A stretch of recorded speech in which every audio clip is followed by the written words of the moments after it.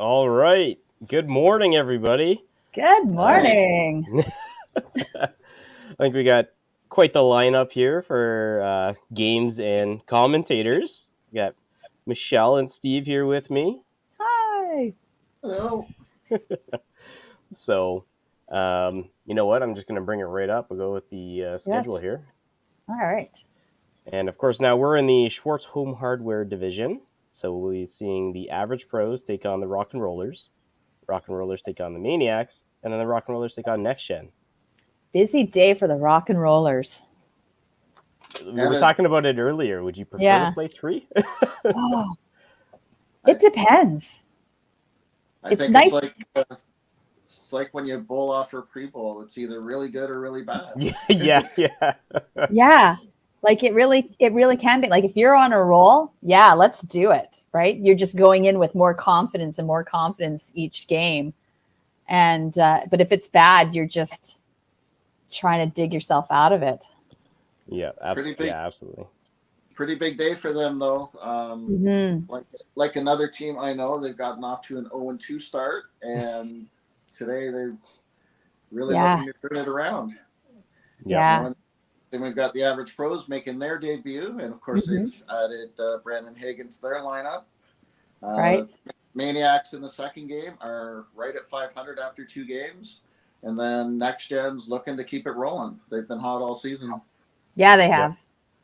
Yeah. The 24-4 against. Yeah. Yeah. I would like them to get it all out of their system, so then when we finally play them, they have nothing left.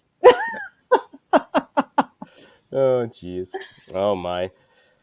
Well, considering the time already, why don't we pull the managers in and talk to them? Sounds good. I'm going to play our little animation.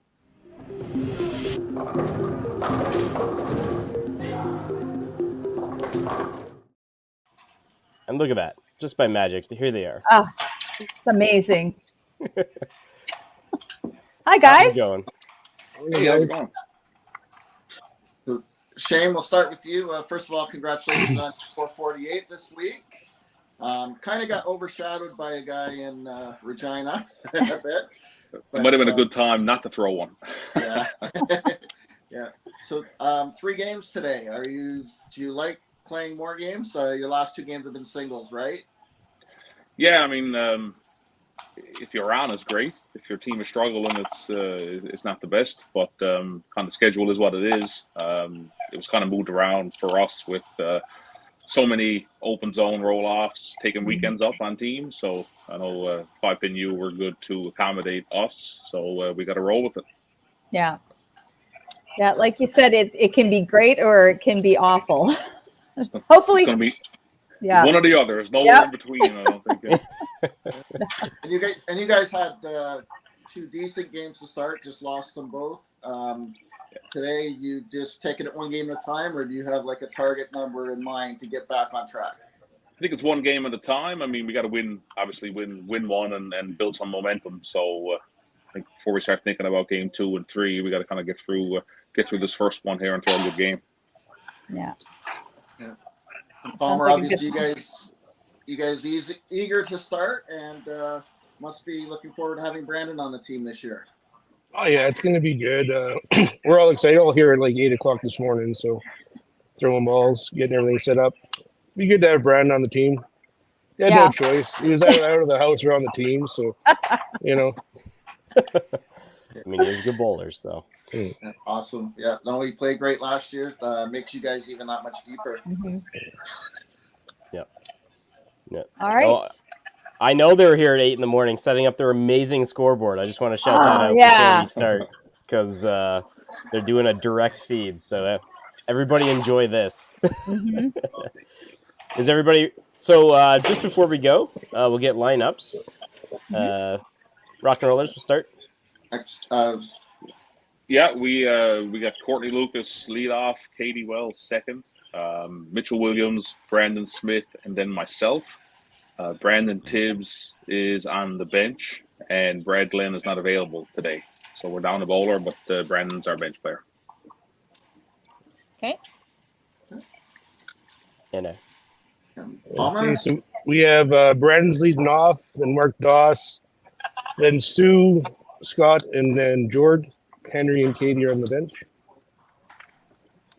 So All Henry right. didn't stop punching head pins in practice. Oh, I told him at the start of this he wasn't playing starting the first game. I don't know why he even thought this was an option, but Too good, too good. Yeah. All right, is everybody ready then? Good luck, guys. Love you, Henry. All right, Good let's luck, get to guys. it. Good luck. Good bowling. thank you. All right, so I'll throw the rock and roller roster up there if you want to handle that one, Steve. Yeah, the Rock and Rollers. Player manager Shane Chafe, Brandon Tibbs, Brad Glenn, who's not available today, Brandon Smith, Mitchell Williams, Courtney Lucas, Katie Wells, and they play at a Plaza Bowl in St. John's, Newfoundland and Labrador. Perfect. And the average pros. All right, average pros. We've got Henry Schutz, who will not be starting this first game. Jordan Schutz, Mark Dawes, Scott Rice, Katie Hicks, Sue Vandersloot, Brandon Hagen, and manager Palmer Hagen, and they're playing out of Sherwood Bowl in Edmonton. And look at that, straight to the game. Ah, excellent. Could you ask for more? I mean, some do. That's fair. It was nice of Palmer to get me off the hook on that last name, but I was like, thank you. Oh, great start, So they put Brandon. into the lead, eh? Yeah. I like it. Yeah, that was a little surprising to me because I know last year Jordan played anchor at the start a lot, and then they moved him up to lead, and Brandon played on the bottom the whole year, I believe, with the Misfits. Oh, and then okay. last year he played amazing. He averaged over 280 for the year. Would have been in contention for league MVP, stuff like that. So yeah, I was a little surprised there. And then the Rock and Rollers have to change things up today without Brad. So I'm not sure if he's not available for every game or if it's just the first game. But it sounded like they don't have him for the whole day. Oh wow. Yep. Great I had the score start. screen on the wrong screen, but we're good to go now. I was wondering. I was like, oh hey, there's no Where's names their on players? there. Yeah. Keep us guessing. No, I've got it now. Yeah. Oh, great spare pickup by Mark there. That's so important, as we've noticed so many times. The teams that don't pick up their spares, they sure struggle. Yeah. I mean, I don't know how many times as a younger individual I've been told that spares make a game. So Well, and that's so true. Like I see my YBC bowlers, they get so focused on strikes. Yes, strikes are important. They're great. But no, I mentioned many times that I don't know anybody with a 450 average. So you got to be able to spare those misses. So Yep. Yeah. Spares are what keep your low games higher. yeah, And absolutely. that's important for averages. It's almost I think it's a little more important to focus on that, being able to pick up those spares. Agreed. Dreaded right two pin.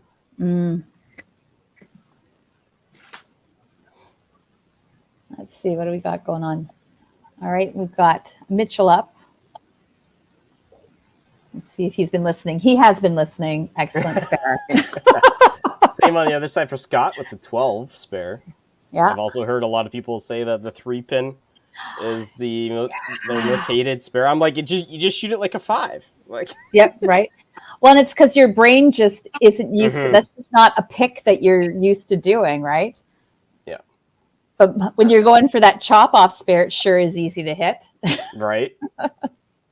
Yeah, it should be easy. I think some people just assume it's going to be easy and then don't focus the way they should. Yeah, absolutely. Great Absolutely first great. frame by average pros. Yeah. Can't complain. Mm-mm. I mean, I guess you could. Well, you could. I'm sure I could find something. But 5 middle hits, right?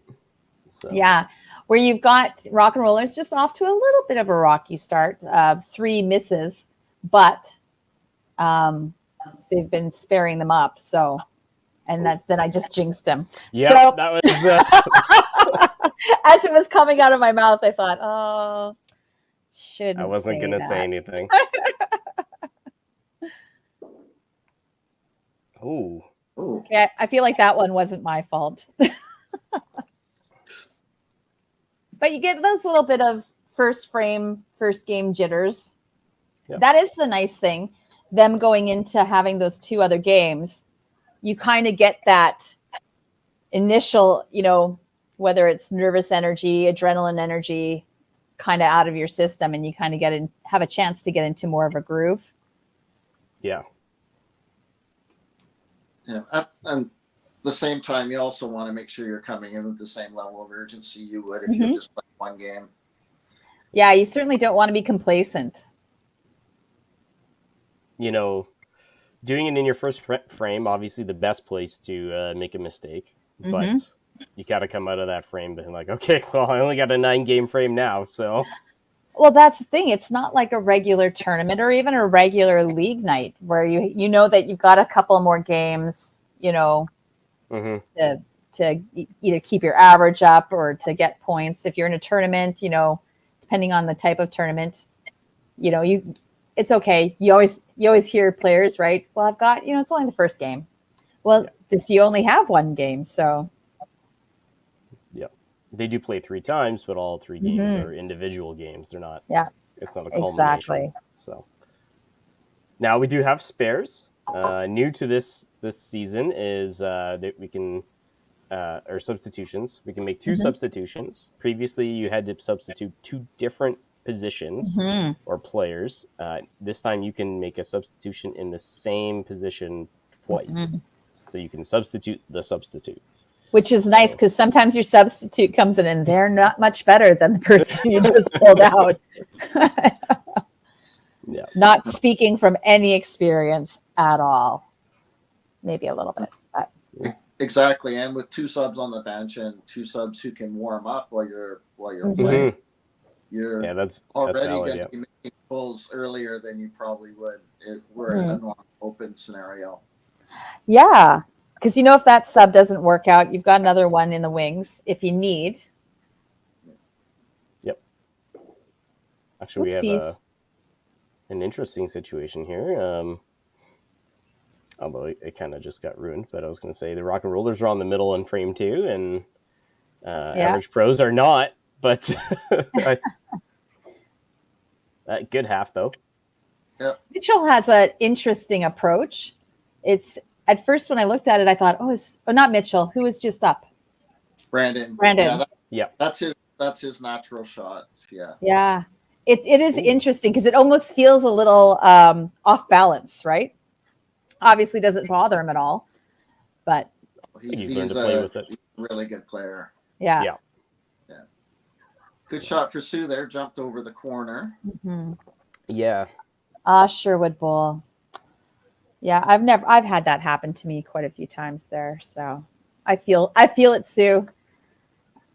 I feel your pain. And that's where you get the good and the bad with the black bases, right? The natural pinfall falls easier, but it does change the amount the ball deflects. Yeah. I had an entire Masters tournament at Sherwood where I would throw the most beautiful pocket shots and it would just skip the corner every time. I switched to a heavier ball this year, so it seems to have solved that a little bit. So, but you just. Oh. I do not believe that is his natural approach. I hope not.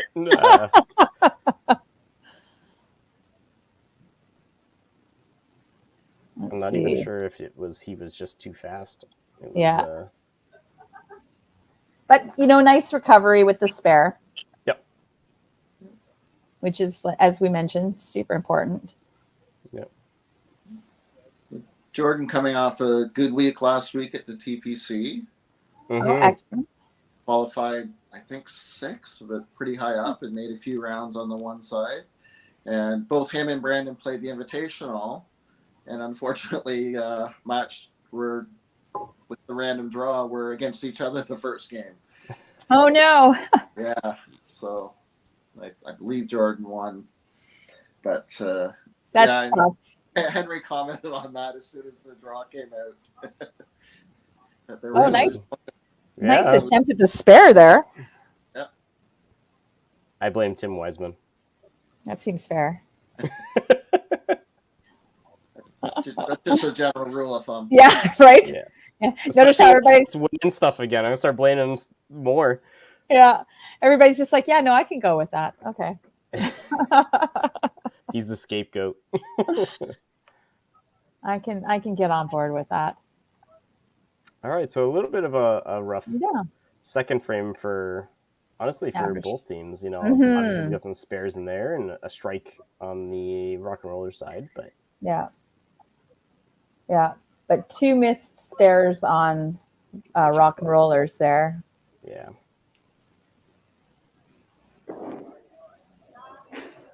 Oh no! Oh my goodness! Oh, That's wow. it's moving, but not enough. Nope,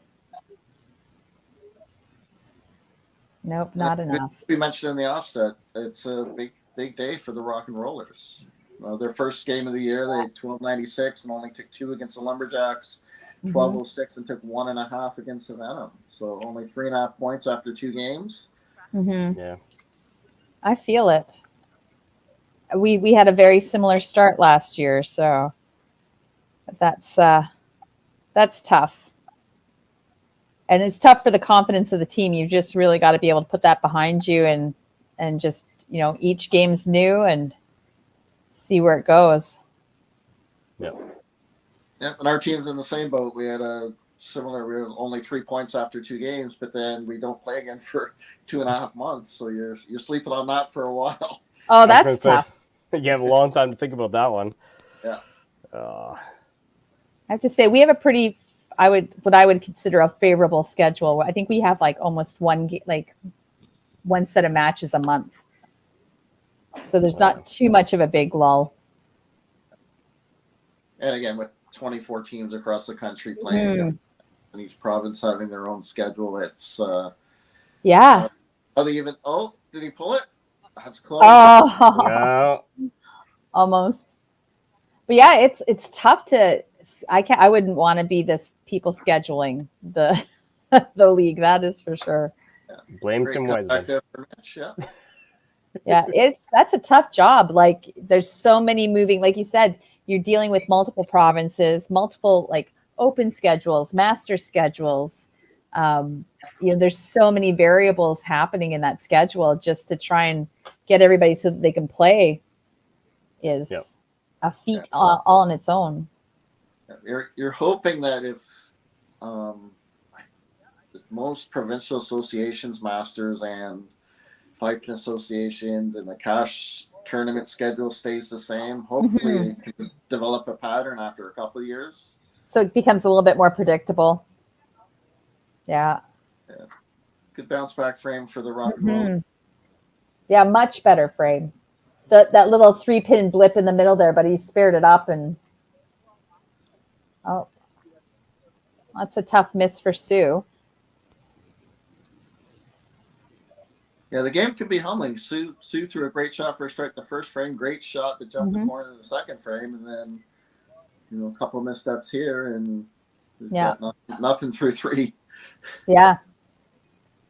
Oh, good cleanup. Just touched it enough. Hopefully Scott can get in here and get back on the middle and start the team momentum up a little bit. Yeah, and again, the first game of the year and only one and done today. It's kind of everybody's going to be pressing a little bit naturally. Yeah, absolutely. Yep.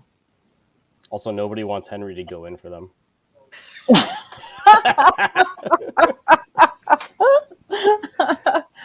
Poor Henry. I'm waiting for him to show up on the camera in the chat. Yeah, right? Give me a little lip. Yeah, that's fair. I have to say, Average Pros is probably one of the most entertaining teams in the league. I pick on Henry all the time, but I love the guy. Yeah. He's amazing. Everything he does, there's a lot of behind the scenes things that Henry does and has done that he doesn't take credit for. Mm-hmm. He should, but Yeah. that's the kind of person he is. It is nice to have people like that in our sport. I think there's a lot of people like that. Oh, yeah. Oh, yes. Come on. Good Yeah, shot. that was a tough frame for them. Yeah. All right, time to set yourself up for that commercial break. Yeah. And, they got the strike. Both teams have the strike. So hopefully that the first bowler can take that momentum into the next frame. Yep. The foundation fourth frame. Mm-hmm. Yeah.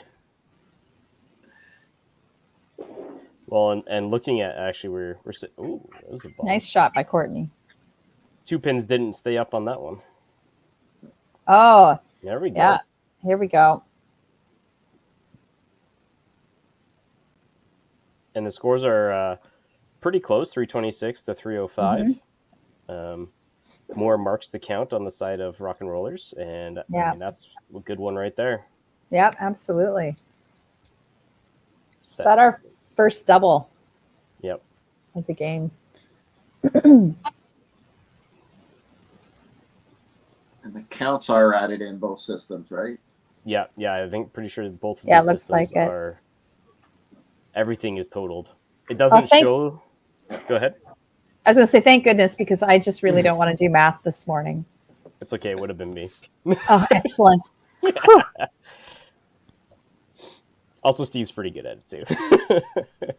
I just it's so funny for somebody who does a job that is strictly numbers. I just hate doing math in my head. I can do it. I just don't want to. I'm lazy. It's funny. I was talking to somebody on the Monday Scratch League, and they're talking. One of the individuals brings her kids, and she's working on algebra, and she's like, "When am I ever going to use this stuff?" I was like, "I'm actually one of those people who uses this stuff." Right? Let a me tell you, programmer. Yeah. Yeah.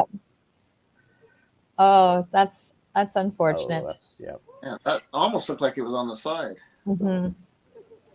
That happens so often. You've missed the middle twice now, and you go in for the spare and you press it just a little too hard, and you just oftentimes end up punching that head pin. Yeah, you end up dinking it. Mm-hmm. Great spare by Brandon there. Yeah.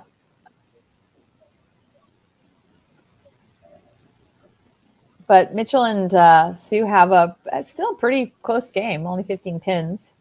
Mm-hmm.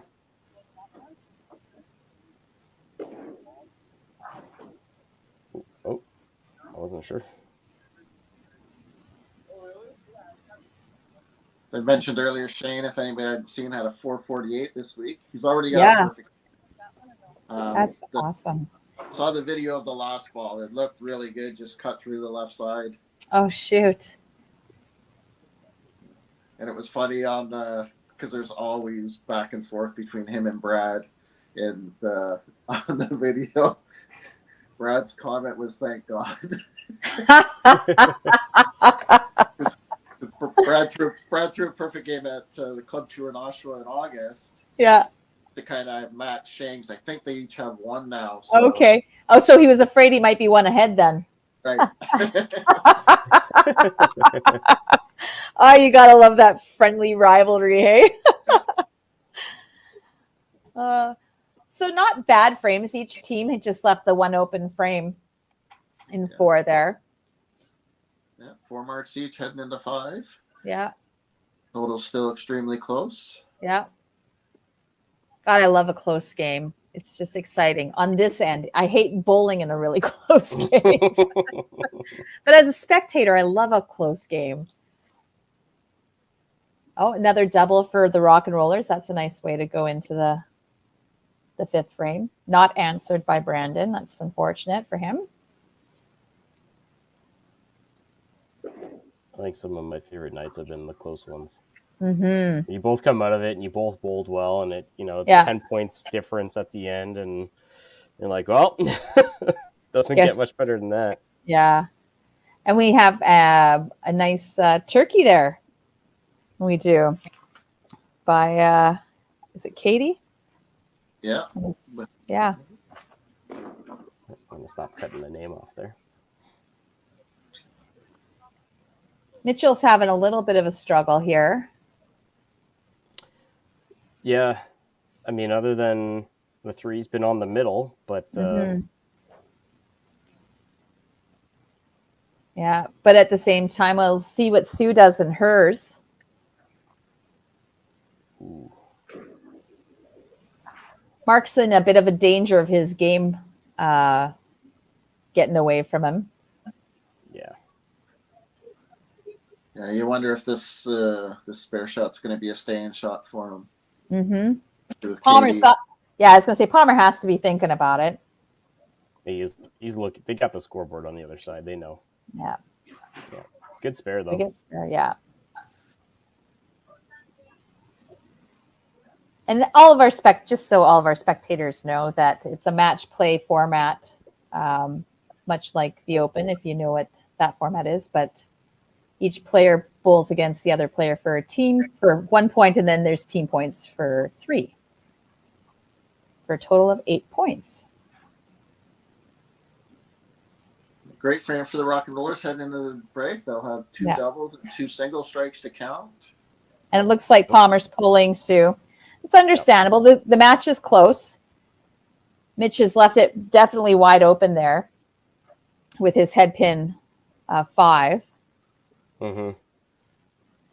Great lineup in the 5th frame for the rest of the players though. Yeah, absolutely. 4 strikes and a head pin. Great way to go into the commercial break. Oh, nice spare. Oh, great spare. It's nice to see Katie back and getting in the mix of things again. She's taken a little bit of a break, I think, because I think she had some kids, I believe. Wow. I mean, I would take a break too if I had. Yeah, so would I. It's a well-deserved break. She probably needs more of a break now, but Yeah.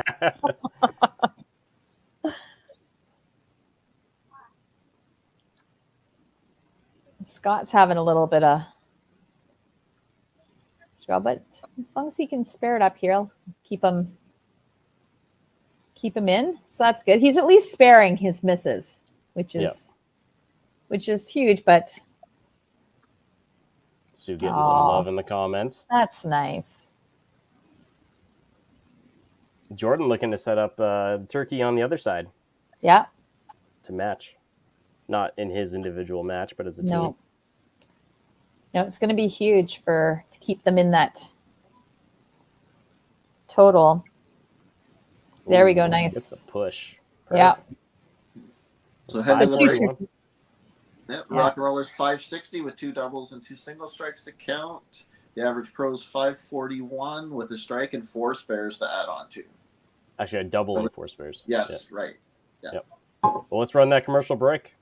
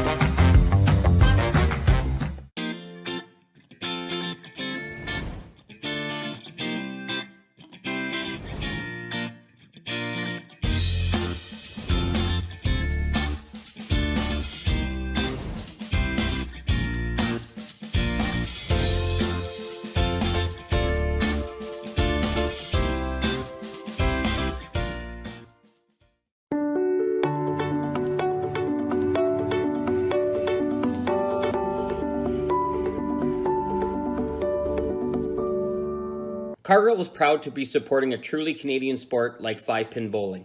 We look forward to watching some great competition from many competitors and bowling centres across our country. With hundreds of locations across Canada, Cargill is committed to helping the Canadian farmer thrive. Whether it is selling commodities, getting agronomic advice, fertilizer needs, crop protection, and marketing expertise, Cargill is here to help. So please enjoy this bowling. Thank you.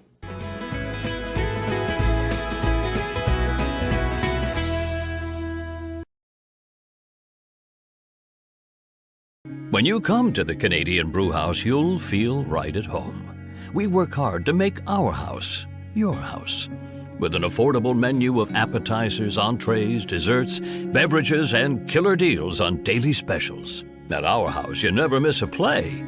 As sports lovers, we've ensured each location includes over 50 TVs and our signature Jumbotron. The Canadian Brew House is the place people want to be.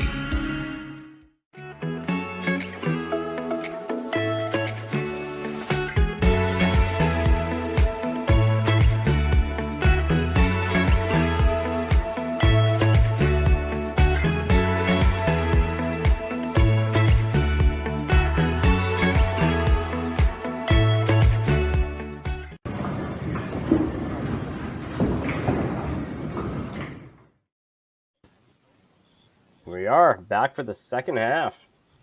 Yeah.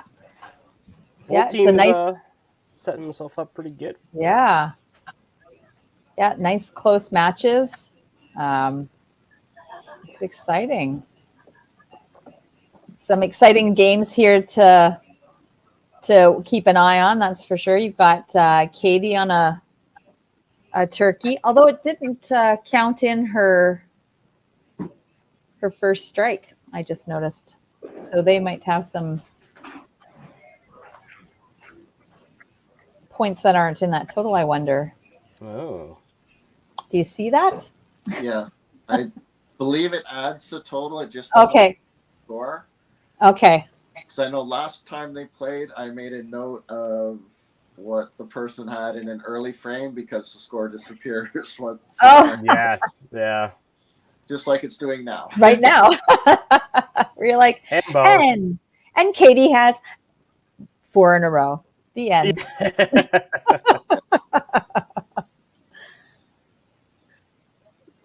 So Palmer's got to be, well, and with Mark's game, is it so far, becoming so far out of his reach, does Palmer start looking at, okay, you've got that one substitution left, you know, where makes the most sense to use it if you do plan on using it?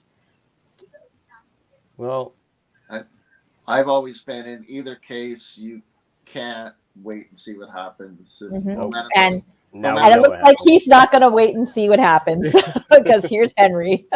Yep. Yeah. If you wait to decide who you're going to pull, you're leaving yourself 2 frames. You're making the move 2 frames too late then. Yeah. Yeah. And then they don't have, the people coming in don't have enough time to make anything of it. Mm-hmm. So it becomes a bit of a wasted pull. Yeah. Right. And oftentimes you're not even like, the match is a bonus. You're just trying to get some momentum back for totals. Yeah, exactly.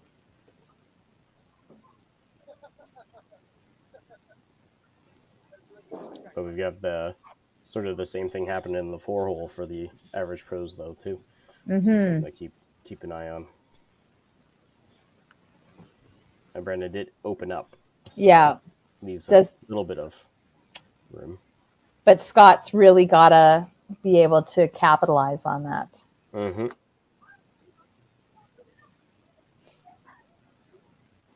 Well, that's the other thing. When you make the move up top, it stops the other person from looking over their shoulder. Yep. Right? It's a kick in the pants. It's like, holy crap! Now I got to figure this. I'm here for the whole game. Yeah. Yep. I'm in this, and I've got to, which also takes a little bit of maybe pressure off too, where you're like, you have maybe thinking, are they going to pull me? Are they going to pull me?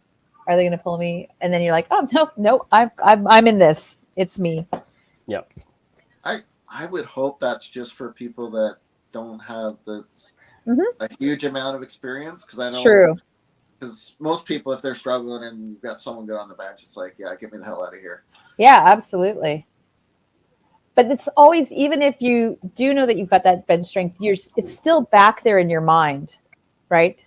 Yeah. Of, okay, I know I'm not doing my best, and you're almost waiting for it.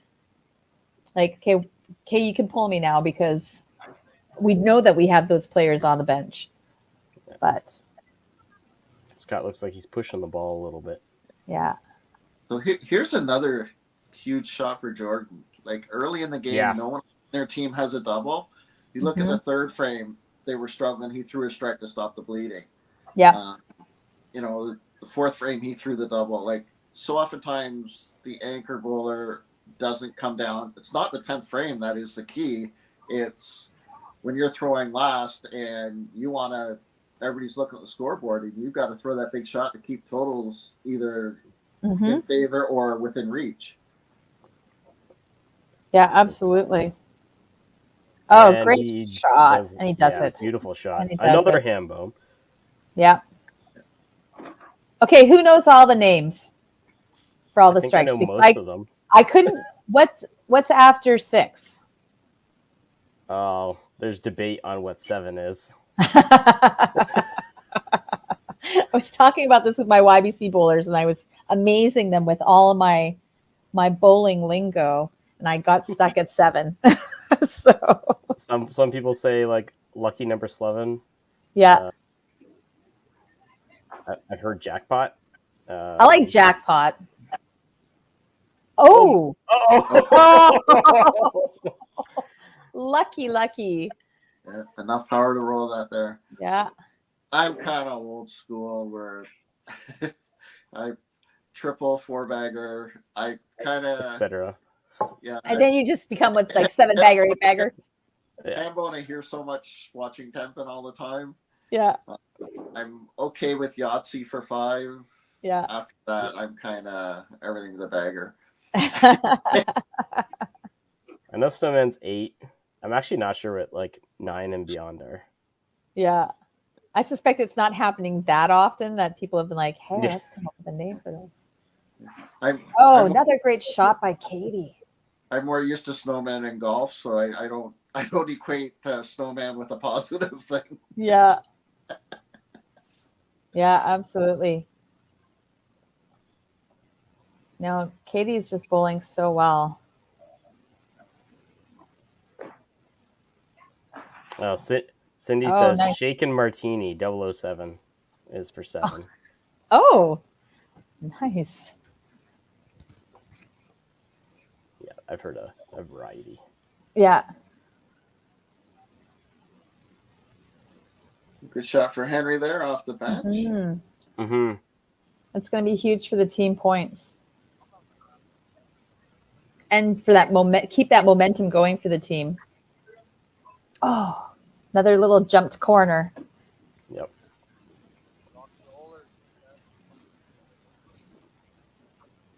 And Mitchell seems to have kind of gotten his poop in a group. So that's nice. Hey, and Brandon with the bomb. Yeah. Good half by Katie. We're making a game of this. Everybody's pulling up their pants. They're ready to go. Yeah.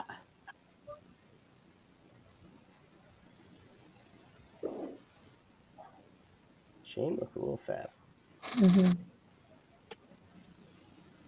And again, different dynamic for them because Brad's always played anchor and he's not. Yeah.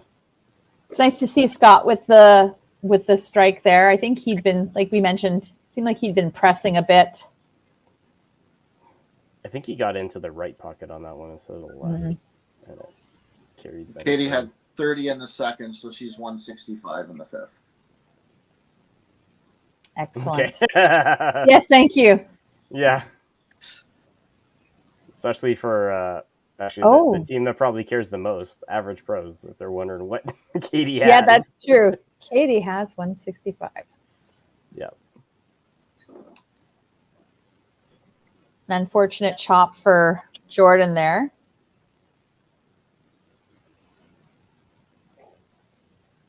Oh, and he cherries the 3. The cherry. Get that man a t-shirt.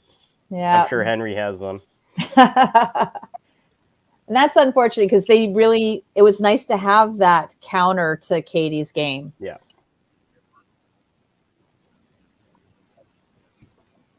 But he cleans it up. The rest of the team had a great 7th frame. Yep. Rock and Rollers, a little struggle on the top and bottom, but you've got Katie in the middle there just rolling along. Yeah, and she's starting to carry that team total, right? Mm-hmm. She's really working on. Yeah. What used to be 20 points is now 60. Mm-hmm. Oh, great strike by Courtney.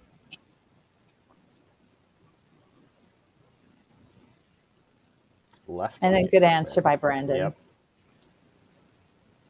Yep. Brings that match a little closer because that unfortunate open for Courtney in 7 there didn't help her. Oh no. Oh shoot. Well, at least we have a score now. Thanks. Yeah. Thanks, Katie. Didn't have to do that. Steve was all over it. Yeah, we had math. It was good. Oh, good half. Yep. The camera is a little glitchy there. Yeah. It's fine. Great shot for Henry there. Just cut through the right side. Mm-hmm.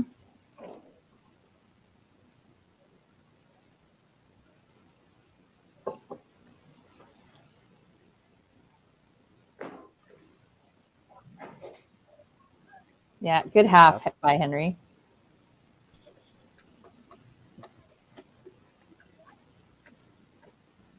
Let's see what Katie's going to do here.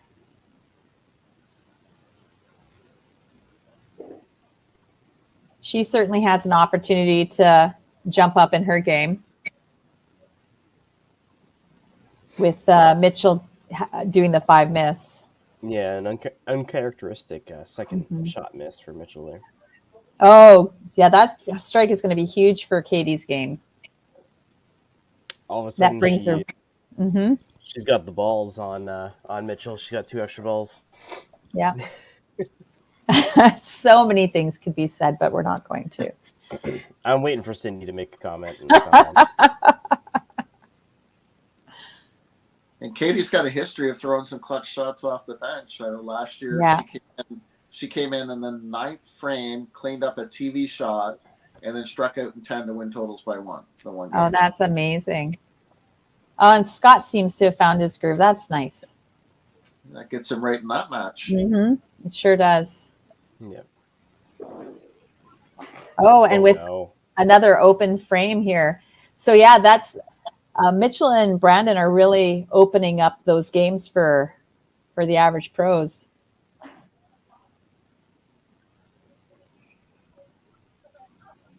Oh, and Jordan gets back on it. Great frame. Great frame.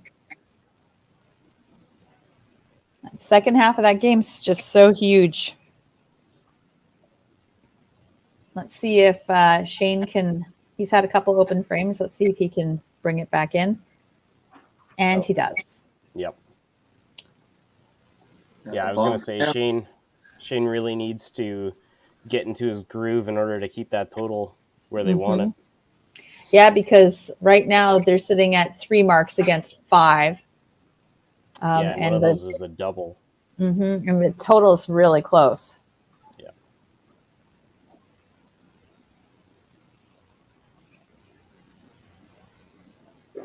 Jordan's going to go and do something. Go, Jordan. Also, great shot on the other side, though. Yeah, nice double for Courtney. Yeah. Had setting herself up for the 10th frame. Mm-hmm.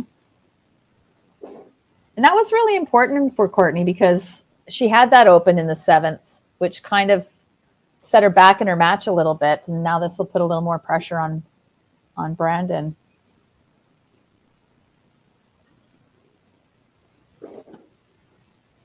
Another great pick.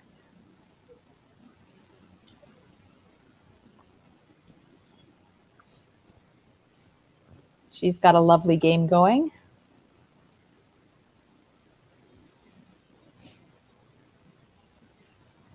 Nobody said that we were going to get away with it. No, we were waiting to not get away with it.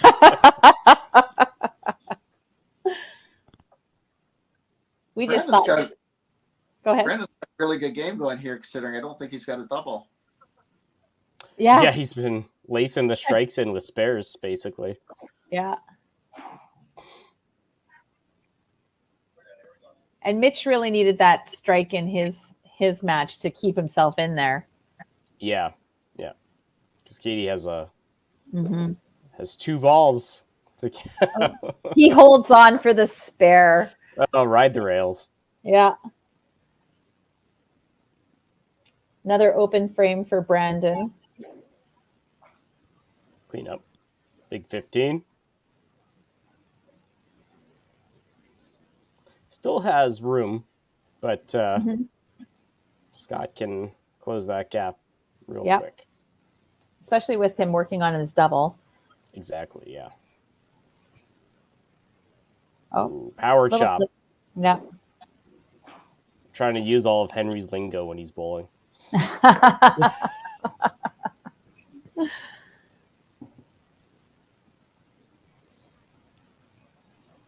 Now, do the rock and rollers have somebody on the bench, don't they?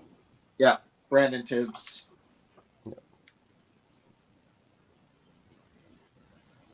To be honest, none of them are doing horrible. No, it's just you've got some tight matches and you've got some open frames, some bowlers that are running some open frames that makes you wonder, would it have made sense to bring in that bench player? Yeah, it's hard to make. I mean, Brandon Tibbs is a really, really good player too with lots of experience. I find it much easier if you're going to make a late move to do it at the top of the order than at the bottom, especially when totals are still within question. Yeah. Oh. Ooh.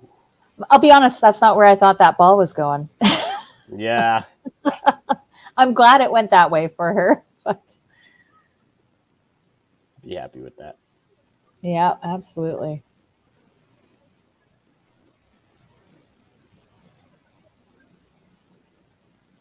Nice pick.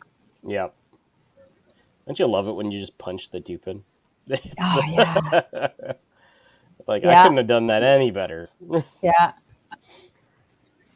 You throw it, it's out of your hand, and you know where it's going. And it's just, it is a great feeling. Really pivotal shot here for Scott. Mm-hmm.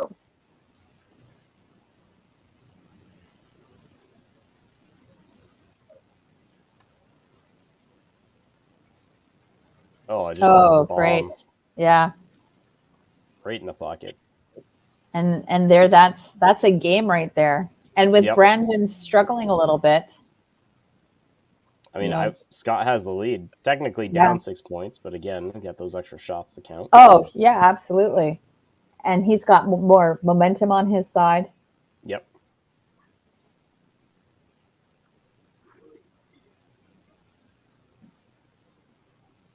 Oh, yeah. Oh, beautiful huge shot by Jordan. So they're going into 10 with 2 doubles, which is huge compared to rock and rollers. They just have the 1 double going into the 10th. 2 points dividing the teams. Yeah. All right, let me get my little scores, my little zeros here. Oh, yes.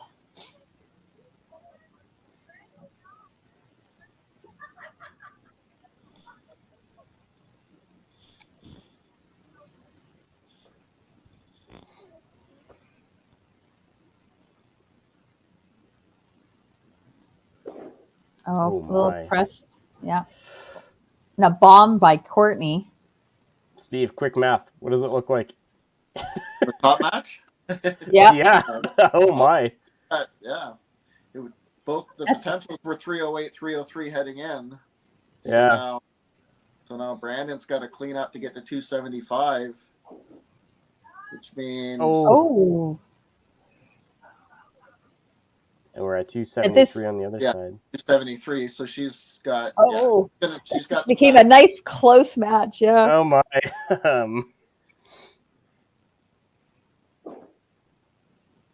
Okay. Yeah. So It's always she's exciting when they throw at the exact same time too. yeah, that was close. Oh, Great games by both players, but yeah, absolutely. that first strike in the 10th, Courtney Was being huge. clutch. Yep. Yeah, huge. Oh Oh, no. I mean, this one is closed out. yeah. Just put that Great game by Katie.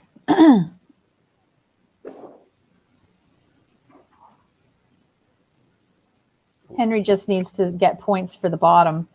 Yep. This is a really important shot right here for Henry. Yeah, because they've got the 2 doubles to count. Oh, and she misses. That seems uncharacteristic.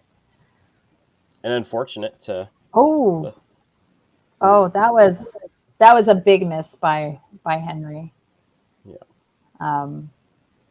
But it is what it is. He's got to just clean it up. Yeah.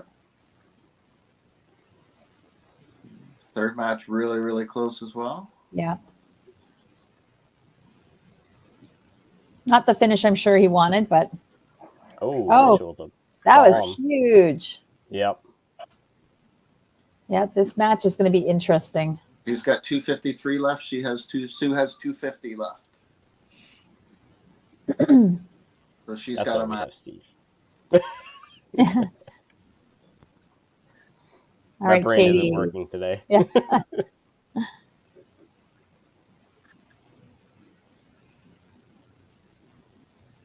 Nice shot by Katie. Oh, and she jumps the corner. Yep.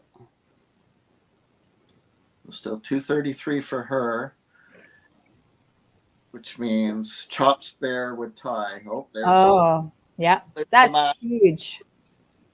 Yeah. Now this is where he's got to do what Katie did and make sure Mhm. he takes his time. So the fill ball Yeah. for totals is huge. Yeah, Mhm. absolutely. Yeah, because both of those doubles are just sitting there waiting. Yep.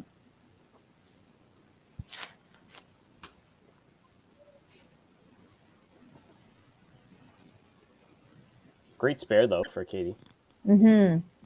Get some No, more she points. came in off the bench solid, like. Yeah.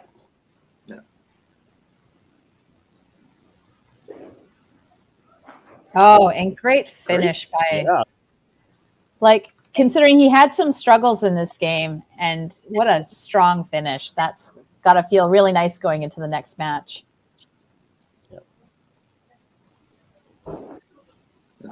Oh no. He knew it as soon as he threw it too. Yeah. And that's hard against that. He really needed a mark there, I think, for total to help.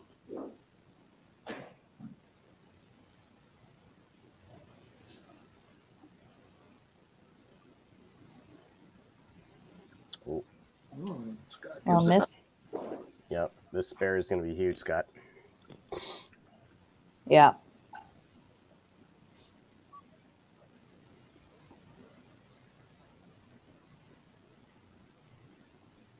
close. Oh, come on. Oh, jeez. Oh my. He's got the match, but he really needed that spare to help out the total. So Shane can go to 1301 for totals. Not now. No. So it's see what Jordan does. 1276. Yeah, he can't. They can only add on 75, I believe. Or 9.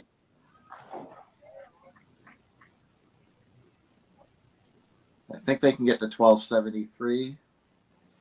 So yeah, It's there. my- That's not the way to do it. And that ends that.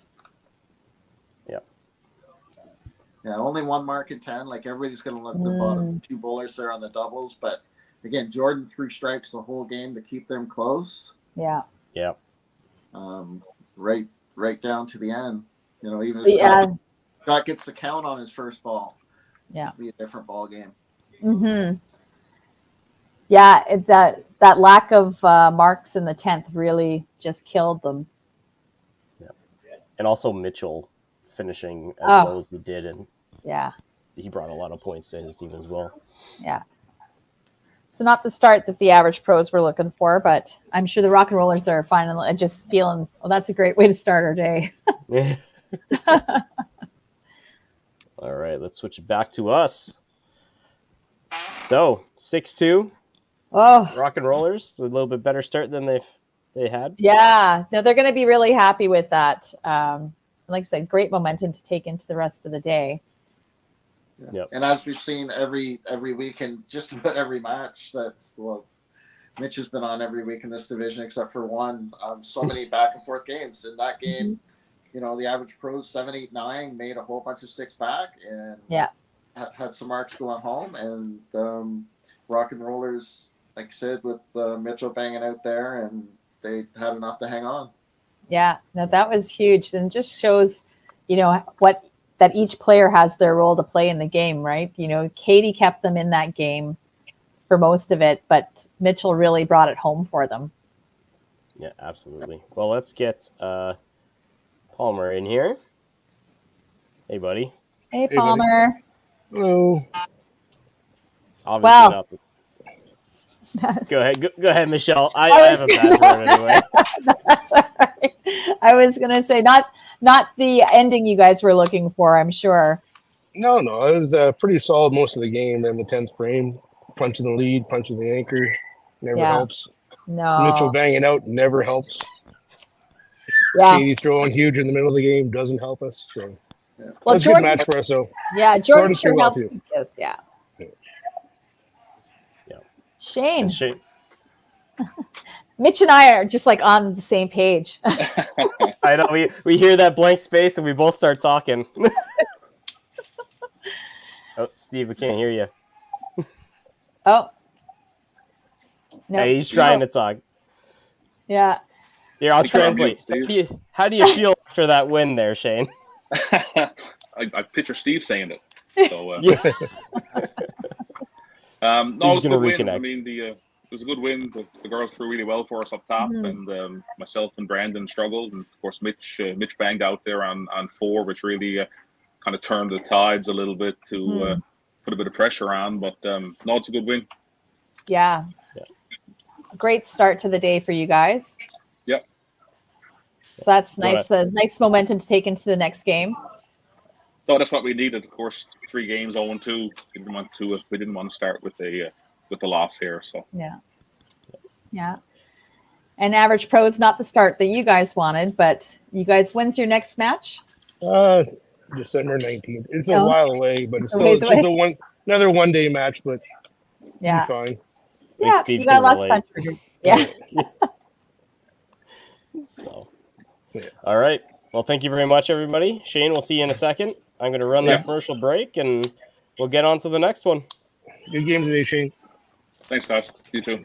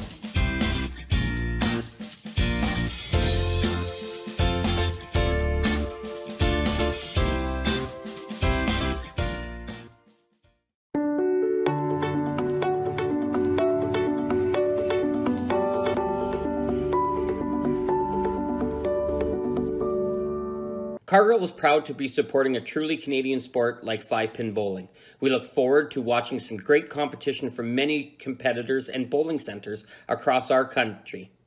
With hundreds of locations across Canada, Cargill is committed to helping the Canadian farmer thrive. Whether it is selling commodities, getting agronomic advice, fertilizer needs, crop protection, and marketing expertise, Cargill is here to help. So please enjoy this bowling. Thank you.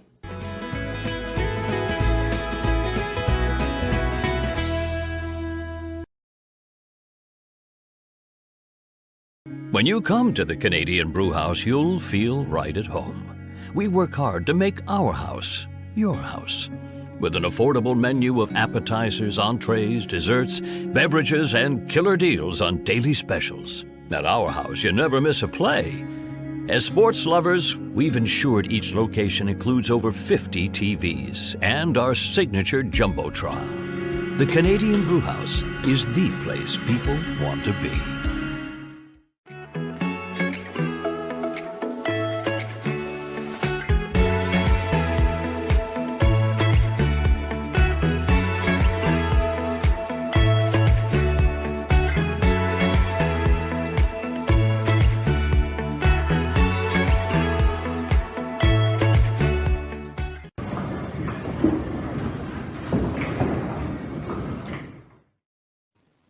All right, here we are. Game two. Rock and Rollers. Okay, so we talked about I want to bowl 1 or 3. I mean, I guess when you come off 6-2, maybe you're feeling a couple more games, right? Yeah, you're thinking 3's all right.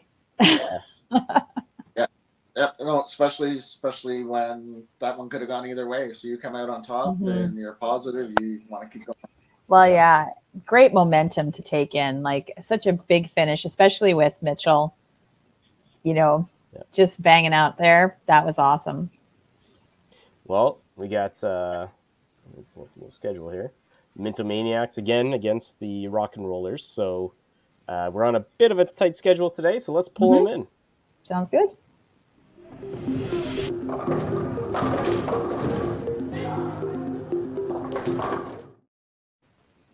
There we go. Just like that. We got Shane and Zach. Hey guys, Hey. how's it going? Oh, Can you hear me all right? A little bit. Cam, there's an echo. Yeah, I don't have headphones in, so there'll be a bit of an echo. Okay. That's we're going to keep it awesome. quick either way. So I don't like listening to myself. All right, Shane. Coming off of a big win there to start. 2 more to go. Yeah, it was a game that could have went either way, so we're fortunate to be on the 6-2 side. It's a good start to the day for us, and try to keep it going. And for Minto, you're 1-1. We're at 500. Big game for you guys. It's a fun game. Decide whether you're on plus or minus 500. Yeah, no, it's sorry. Yeah, no, we're ready. We're been on a bit of a break here the last month or so we're fired up, ready to get back going and throwing some games here and get back into the swing of things. Awesome.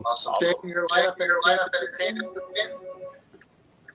I think that's about the lineup. We're going to stay the same.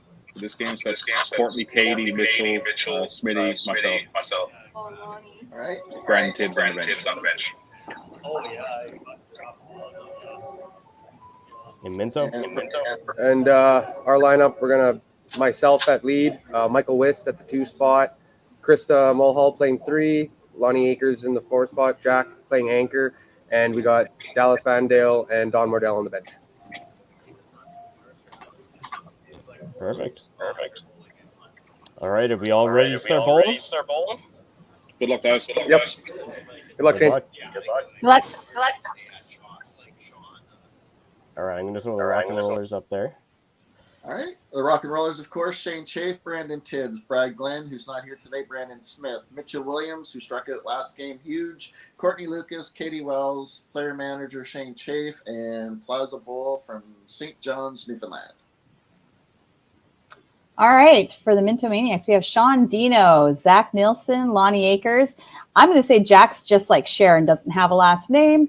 Dallas Vandale, Krista Mulhall, Don Mardell, Michael Wist, and manager Tracy Pitt, and they are out of Minto Bowl.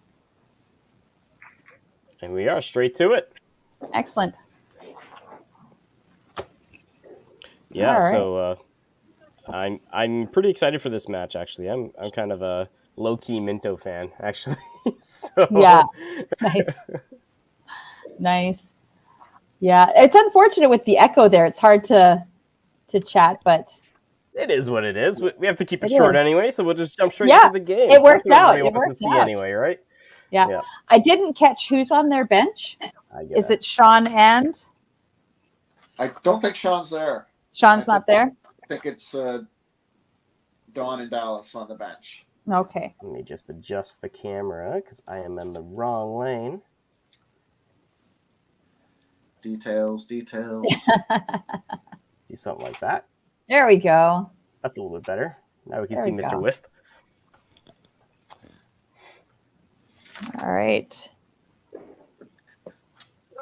Look, an interesting lineup for Minto too. I know Michael wasn't there their first 2 games, I don't believe, and Jack played on the bottom. Last year, Michael played mostly on the bottom, so Jack played on the bottom, and he played well this year. So throwing Wisty in this 2-hole, it looks like.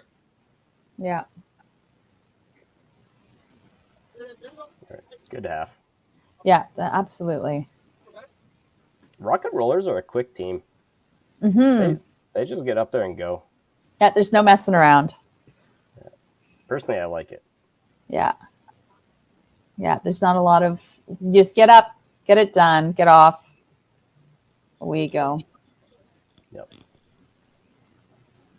I'm beginning to think, based on our conversation earlier, Stephen, that nobody knows how to say Jack's last name. Because I don't know if you noticed, that was the only last name he didn't say. Yeah. I was laughing. It's like, I was like, come on, man. I knew you were listening intently too. You skipped it over, and I was like, fine. Just like Cher and Madonna. That works for me. Yep. Can be the Cher and Madonna of bowling. Nice start with Minto. Unfortunately, Shane's just still pitching to the right a little bit there, eh? Yeah. That looks better. Yeah, that's a better half. Touch ahead of himself sometimes, it looks like. Yeah. Mm-hmm. Curious decision not to bring Brandon Tibbs off the bench, though, this game. I thought he might throw him in somewhere. Yeah, it's tough, right? You know, we've only got 11 games the whole year, and I know our team, last year was easy because we had a couple dates that people weren't available. So doing the schedule, I kind of pre-did it, and we got off to a good start, so I could kind of stick with it. Mm-hmm. So people kind of knew when they would be playing and stuff like that, right? It's always, but they're such a tight-knit group and play together all the time and in all their events. I'm sure Brandon is fine with it. Yeah, but even from like a manager standpoint, like, Brandon Smith and Shane, they kind of both struggled a bit. Like, didn't really ever seem to get their momentum going in the game. But they're also both great experienced players. Right? So True. then all of a sudden you don't want to start the season 0-2. You kind of dodged a bullet and finish that game to come out on top. Do you want to mess with it? Yeah, fair. Yep. Now, only having one player on the bench, but because they are starting with 2 females on the starting roster here in the game, Brandon can go in for anyone. Yeah. So nice double by Zach there, and Michael followed suit. Yep. Courtney having a bit of a struggle to begin this game, but she's right there on the middle. You're gonna have them. That's where you want them, though. Yeah. Mm-hmm. Oh, gets stuck in the gutter there. Yeah. kind of what Katie did last game. She started with with 2 of those and had 30 in the second, and went on a bit of a run. Yeah. Well, Minto's looking like they came to play. No kidding. 2 doubles already. Lonnie looking to make it 3. Cross my fingers. I'm not going to point out the obvious. But I do by saying that. The camera died. I was going to say, I think that one's on you, Mitch. Yeah, probably. Karma. Let me see if I can get it back. As we mentioned, Minto comes in right at 500 for their first 2 games.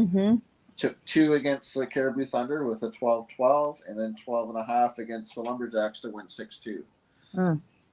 So it shows the strength of the league and the division. Really, absolutely. Yeah. I know. All right, there we go. We got the camera back. We're 0-2 with 2 medium 1200s. Yeah, 1200 is it's. I mean, honestly, 13 is kind of like where you at least want to be, unless you're playing next gen. Oh, and then you just need to they've been playing so well, honestly. Or season. Toppler. Yeah, that's right, Toppler too. Toppler's top with a 1354 and lost with a 1400 basically. Yeah, I don't think Toppler's had a set under 13. That's crazy. If I remember correctly.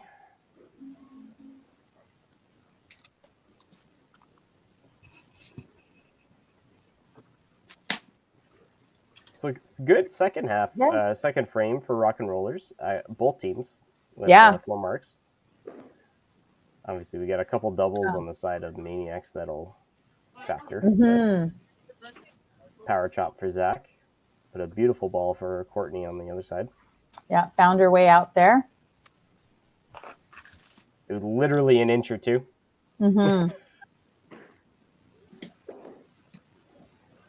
And Katie's still just throwing a great ball.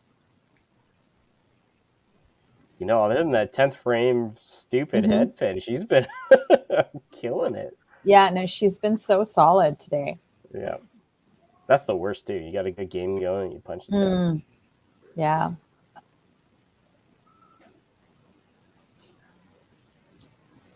Little cherry pick there by Zach, but yeah.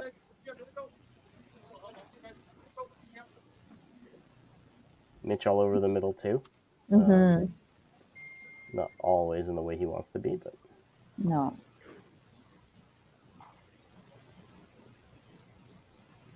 Yeah, it's that's tough. That's frustrating. Normally when I see a game like that, I'd say he likes one lane more than the other, but you're right. Not a factor. Nope, it is not. They play the entire game on the same lanes, so. Oh, great shot by Michael. Can hear the excitement too.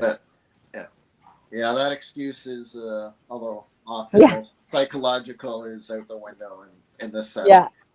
Yep.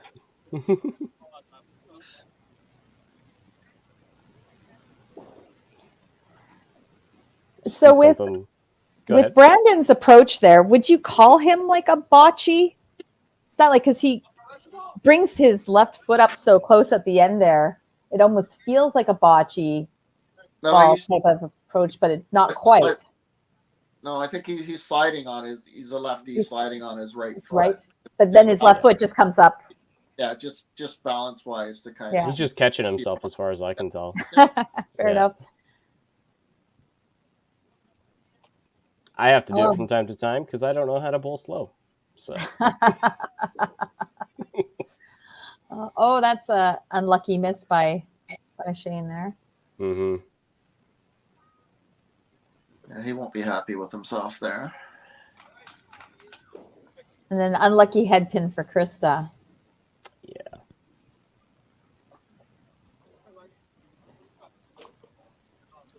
The great equalizer. Mhm. Start with the double and think, okay, I'm gonna have a good game, and then Yeah. now I got to start over. Yep.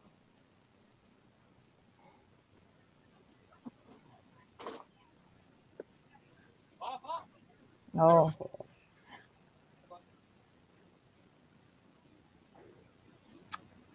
Not an awesome frame for Minto, but still No. early in the match. And still all over the head pin. At least there's, Yeah. light. We're not punching threes, so No, true. Which we have seen. yeah. We've had our 3 counter going on a previous stream before. Yeah. I don't think you're going to get away with 3 pins in either one of these centers. They both play pretty fair. Yeah. Yeah. So I think the threes are going to be a lot tougher to spare than some centers that we've seen.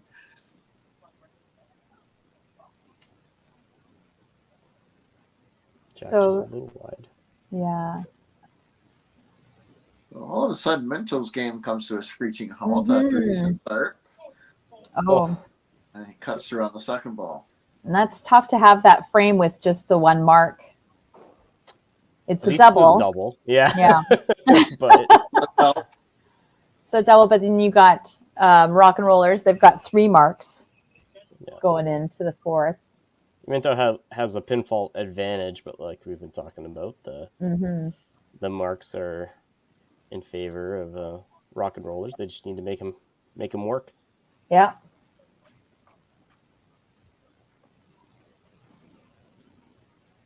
Be important for the leadoff bowlers to start the momentum up for their team again. Oh. And Courtney does. And so does Zach. Nice. Yep. Great shots.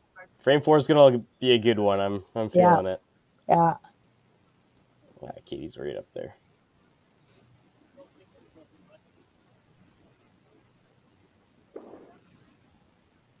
Oh. No. Well, I'm sorry, Katie.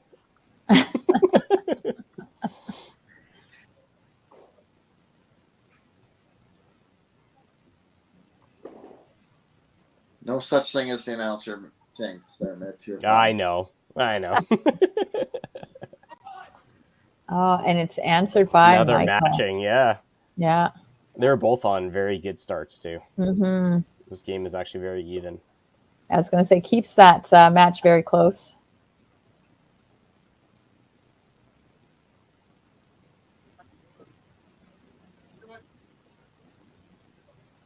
That does. So Whisk can pin out to stay ahead by 8. Mm-hmm. Chris and Mitch both on open frames.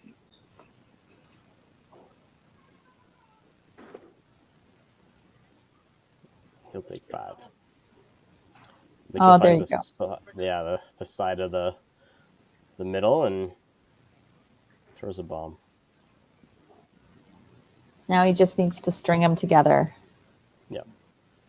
Just needs to do it on the other lane. Yeah.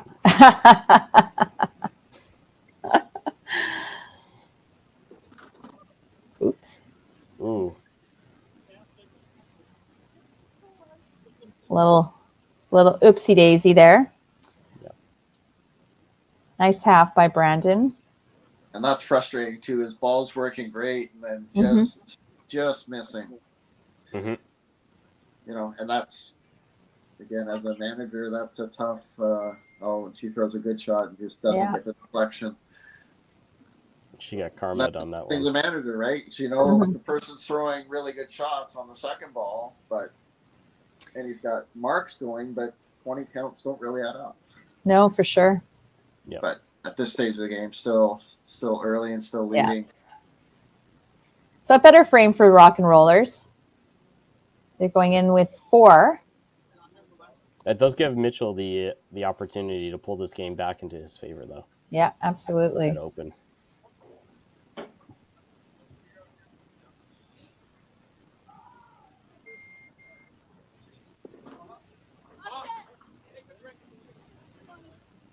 Lonnie would be a nice spot for a spare.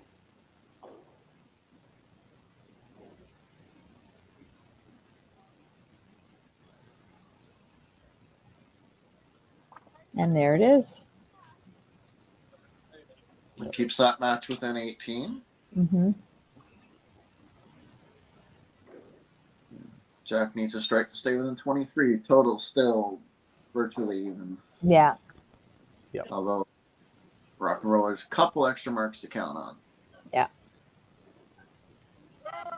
And we Nice have Jack's shot. strike. Yeah. And Courtney's got that nice double she's working on at the top there.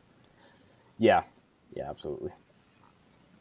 Hey guys, this is 9th frame. We ain't set ourselves up. Yep.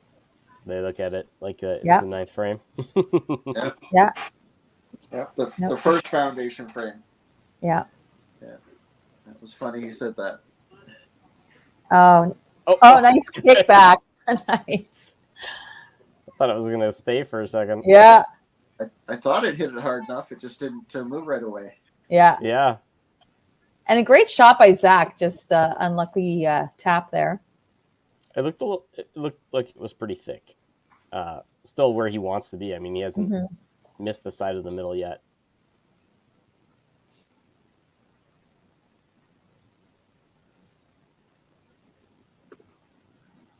Yeah, great spare. Yeah. Oh no.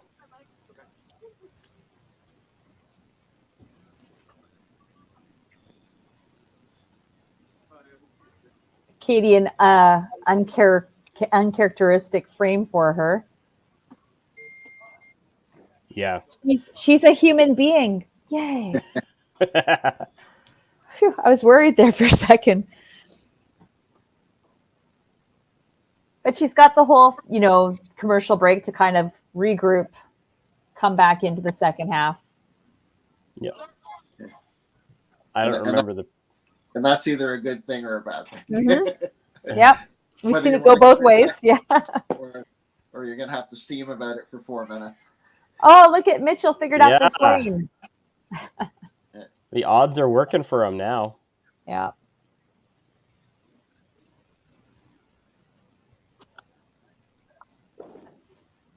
Oh yeah, that's a Great bomb. shot. Rock and Roller's definitely setting the pace now. Yeah, absolutely. Oh, no. Oh, that's a big miss. But it's still a very equal game with Katie's open there too. Oh. Nope, no extras. Yeah, I think he would have taken the extra deuce there. I don't think he wanted the 3. Yeah. Yeah. There you There go. you go. Nice half. Especially on the strike. If you're going to spare it, doesn't matter. Mm-hmm. Let's see if Krista can bring herself back into the game. I like that Yeah. line a lot better than the other ones. That was great. Yeah, that was a nice, great shot. It froze for a second, but I'm pretty sure that was left pocket where she's been missing to the right. So it's large. It was important for her with Mitchell on his double. Yeah.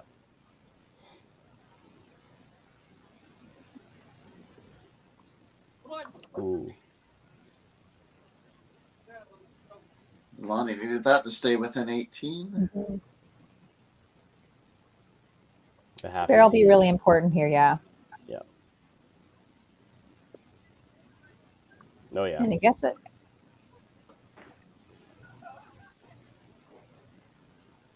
And we're going to have another game really, really close heading into the break. Mm-hmm. Yeah. Pretty much same scores, to be honest. I think we were like Yeah. 560 last time. Yeah. 560, Yeah. 540. 545 with 2 doubles, a strike, and a spare to count. And Yeah. Oh, Nice. there we Nice. go. Oh, another double. 528 with a double, a strike, and 2 spares to count. Yeah. Well, let's jump into that commercial break and get them bowling again. All right.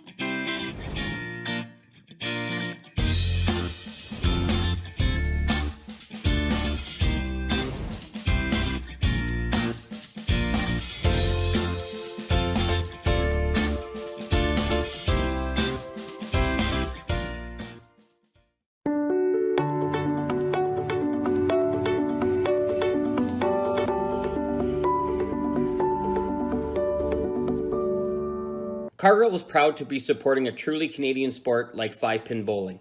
We look forward to watching some great competition from many competitors and bowling centers across our country. With hundreds of locations across Canada, Cargill is committed to helping the Canadian farmer thrive. Whether it is selling commodities, getting agronomic advice, fertilizer needs, crop protection, and marketing expertise, Cargill is here to help. So please enjoy this bowling. Thank you.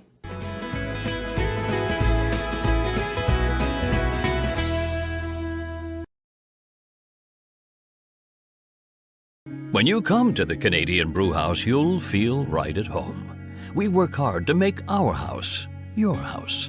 With an affordable menu of appetizers, entrees, desserts, beverages, and killer deals on daily specials. At our house, you never miss a play.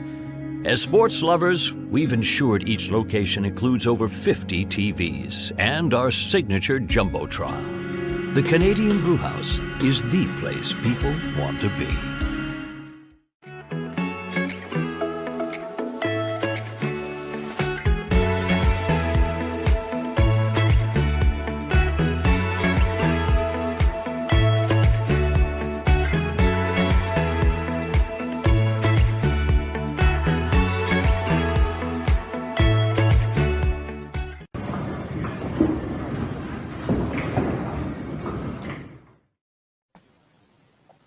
All right. Michelle, I feel like you're the female version of me. Come back on the All right. All right. Here we go.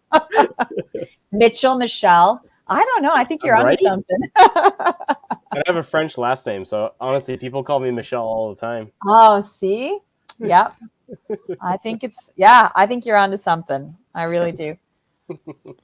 I do want to talk about the Canadian Brewhouse commercial for just 1 second, because there's one thing that looks like they've put ice cream on French fries. Is that right? You've never had French fries and a Frosty from Wendy's? My husband does it all the time, and I have yet to partake. So, Sounds like a you problem. it does sound like a me problem. It's definitely a me problem. So it looks like Zach. Yeah, come up with the right corner there. Yep. I was going to say, I like both those things, but separate. Yeah, right? I actually am not a ice cream French fry kind of guy either. So yeah, I get it, the salty sweet, but I don't know. I don't know. Poor Courtney in the head pin there. That's not how you want to come off the break, but and especially on your double middle, yeah, and spare and everything, minus that shot. Yeah, He's going to take a lead, actually. Mm-hmm. And you mentioned you mentioned the brew house there. Again, thanks to all our sponsors for everything. In that break, we saw Schwartz Home Hardware, of course, our division named sponsors. The C5 Cargill sponsors the other division. Brew house, as you mentioned, and of course, JB Ransberger, who will be cheering for the Rock and Rollers right now. Yeah. Usually he's in the comments. I don't see him. Oh, He does our sport for sure. Yeah, for sure. It is great. Great for our sport. So what do we got going on here? Krista's on a chop off. Yep. It was a power chop. Yeah. One of those make or break shots for Mitchell. Just 46 and third, but he's on a double. The cherry.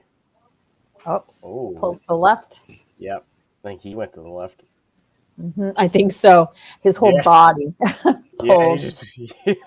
Slight wheel alignment issue there, but.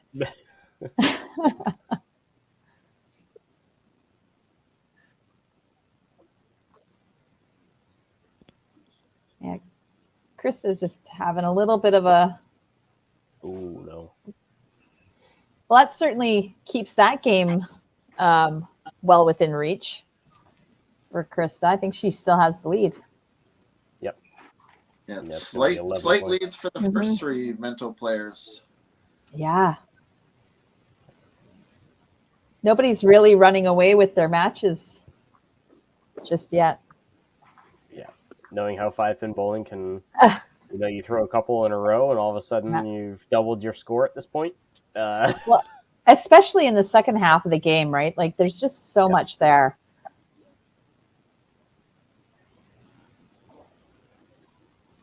And now Brandon has a double. Oops.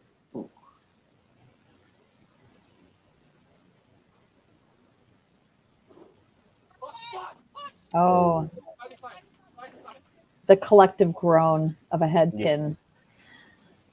Yeah. Especially because they were so excited about it. They were like, push. Yeah. Yeah. And if I'm sitting, go ahead.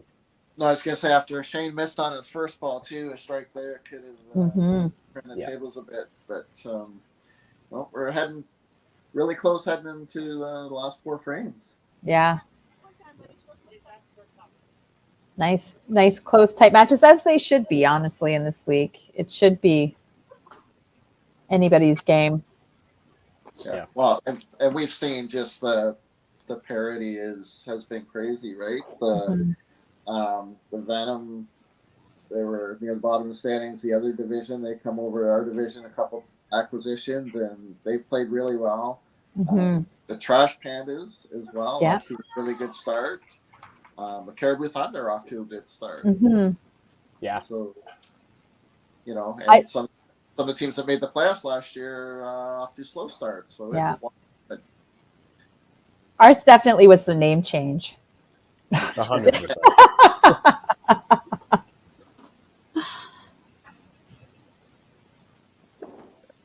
Thank you, Amanda. And we were there for that, so that was that's right. Me and Steve have done a lot of streams together. Yeah. All right. Oh, Katie back on it. Good girl. One of these times, maybe the next time I go home, I shouldn't say home because I've lived in Alberta more than I've lived in Ontario now, but I grew up in Ontario, so to make my way up north. All right. See if Mitchell can come back here. Oops. Oh, not quite the back I was looking for. Yeah. Good cleanup by West. I was wondering if Shane was going to make a move there, but yes, because Mitch played before, first. Being a player manager has got to be really tough. I know just being a manager, you've got a zillion things running through your head at all times. Right? You kind of go through scenarios in advance in your head. Yeah. To see your lineup, the other team's lineup, and everything, but to have to go through all that, and sometimes the decisions are split second because matches can change that fast. And then to be worried about your own game at the same time, that's got to be tough. Oh my gosh. Yeah. And we've had 4 in a row now. Yep. Not awesome.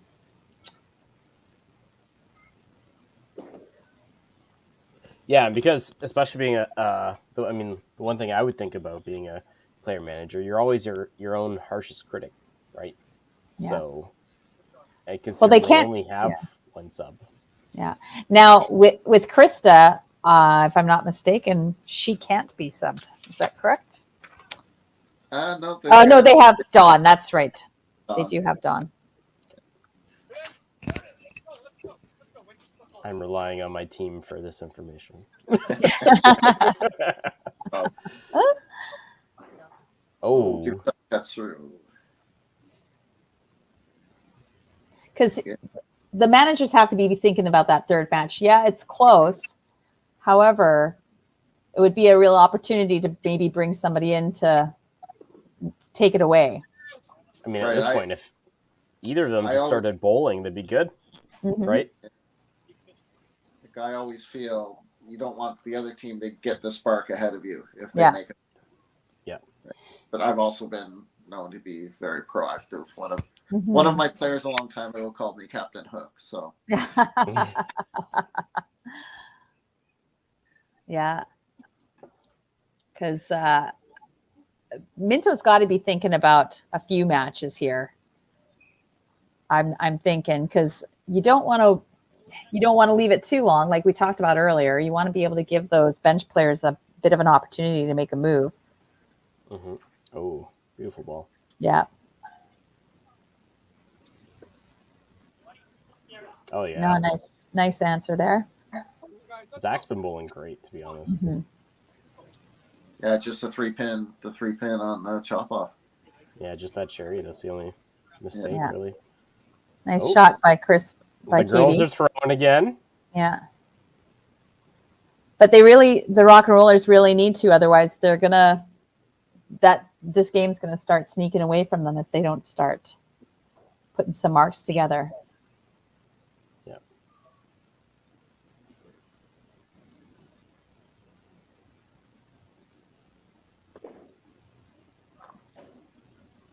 Oh. I thought it was gonna go into a chop, but I guess not. Yeah. I'm a little surprised. I actually thought Shane was going to make a move last frame when Mitchell punched. He has been struggling this game outside of the double. Yeah. But again, last game, his 90 the last two kind of won it for him. Mm-hmm. Yeah. What are you supposed to do? And you got a finisher, and we're getting to the end of the game. Yeah. Looks like we're going to see Dallas in here for. Yeah. Yeah.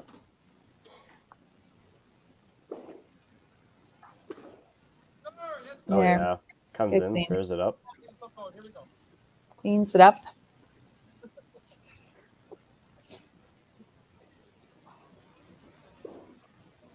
Yeah, because Minto's working on quite a few more marks than Rock and Rollers right now. We've got the double and the 2 strikes there. They're also behind 2 players because Rock and Rollers are quick bowling. Mm-hmm.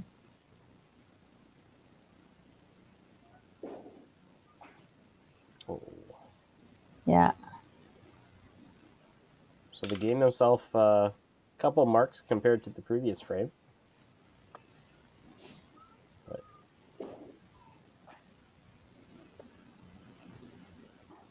Oh no.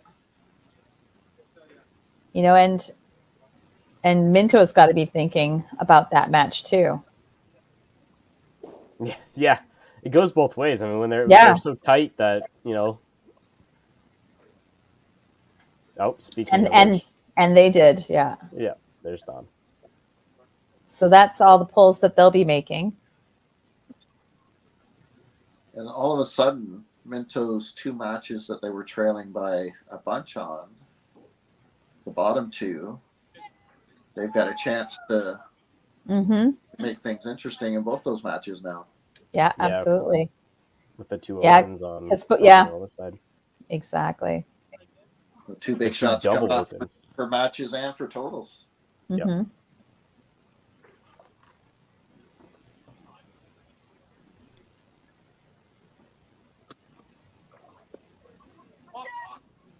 Yep. Oh.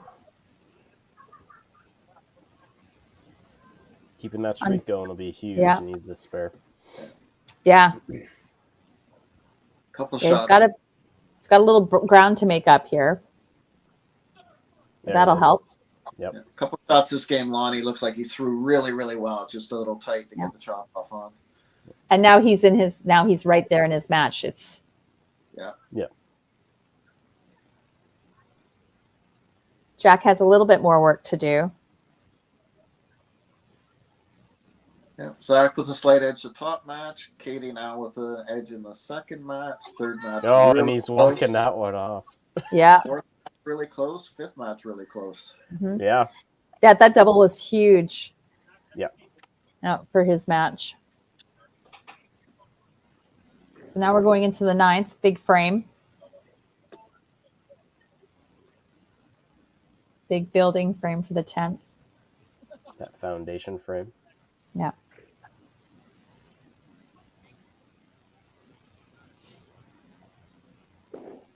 Oopsies. Oh my. One of these is sparable. Yes. Although, depending where you are, I've seen the top one be sparable. Yeah, me too. Couple centers in our division, Zach's shot would be very sparable. Yeah. Yeah. I've seen it on some of the live streams in the past seasons. Yeah. Was it David Cisco? Did it? Yeah. Yes, David Cisco would have been able to do that in Panorama. Yep. Oh, nice triple. Nice. I mean, shot for Katie, huge shot there. Mm-hmm. At this point, I'm just expecting it from Katie. So yeah, yeah. She had a little mini struggle in there, but she's sure come back after the break.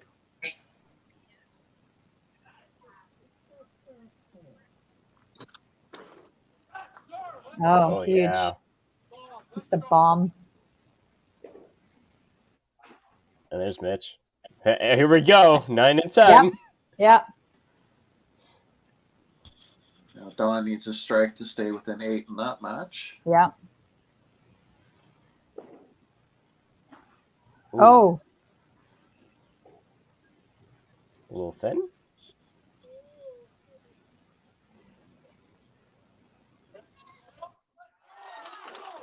Oh. Oh no. Oh, that's a big miss. Yes. Yeah. That gives Lonnie the chance to jump ahead here. Sure does.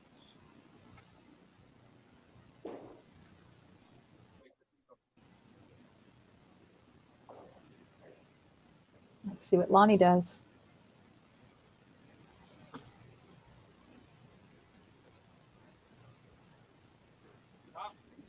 Oh. A little fast footwork. Mm-hmm. Oh my. Nice shot by with the Shane. bomb. Which was really important for him to do for his team. Great half by Lonnie. Yeah. 3 points trailing, but he's got that extra ball. Yeah.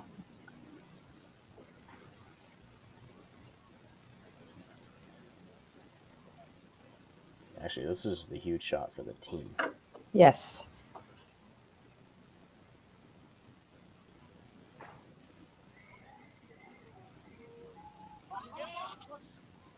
Oh.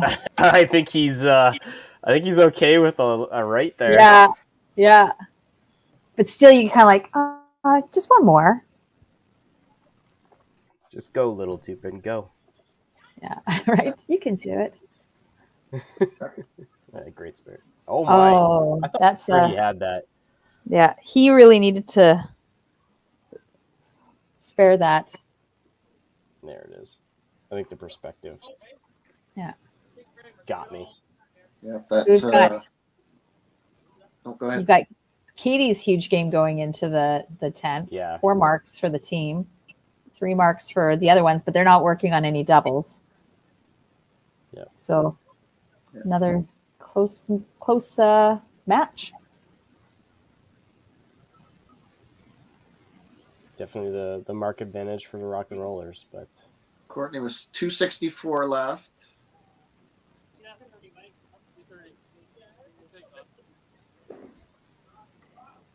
Oh. All right. So now Zach's freewheeling for total. Yeah. I have work to do. Yes, you do. Get to it.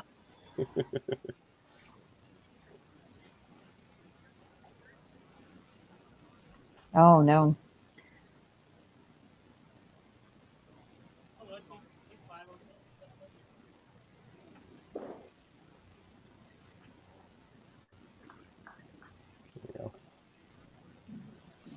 Okay, they had 135 in the 6th, so 180 in the 7th. So she's got 315 left.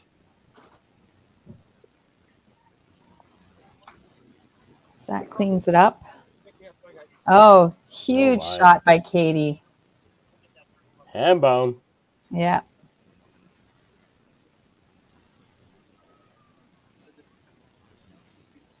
So Dallas is going to have to come in strong in the 10th.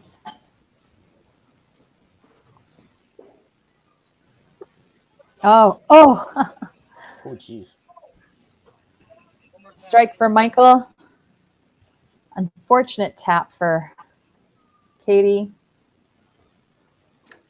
Yeah, huge double there for Dallas off the bench for Michael.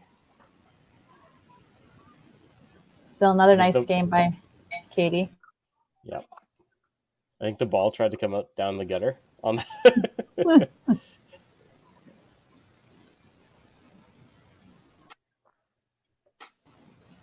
Mitchell looking to see. All right, let's see what Mitchell's going to do. Yeah. Yeah. Copy and paste last game. Yeah.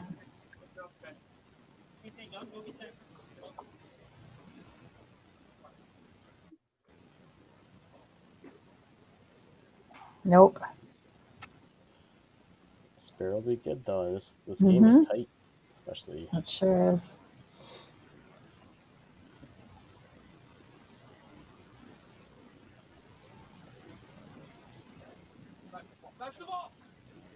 Oh, just a little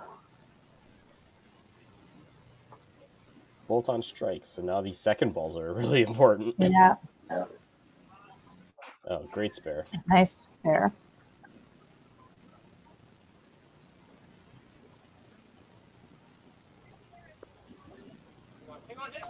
And she spares it. So within 8 points. So comes down to the last ball. He needs a strike to shut her out, or a count split basically to shut her out for the match. But totals are just as important at this point. Mm-hmm. She's done her job and he's done his. So she's going to miss out by 8 points.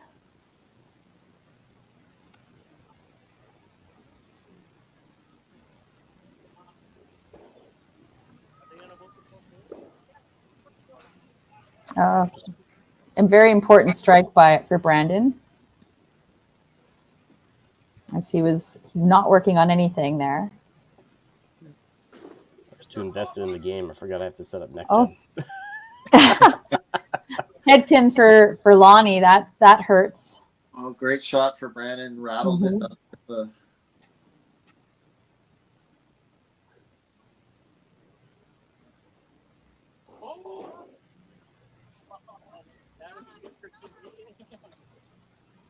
218. So Brandon, first strike, got him that match.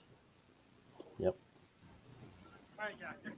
Lonnie just couldn't get anything going. Yeah. And Shane's got the benefit of the strike in the ninth here.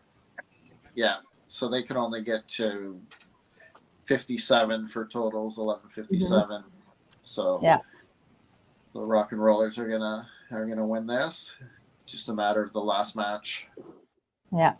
It's looking like a 7-1. And again, a couple frames ago, it looked like it could have gone 6-2, 7-1 either way. Yeah, absolutely. Yeah, unfortunately, with the miss there.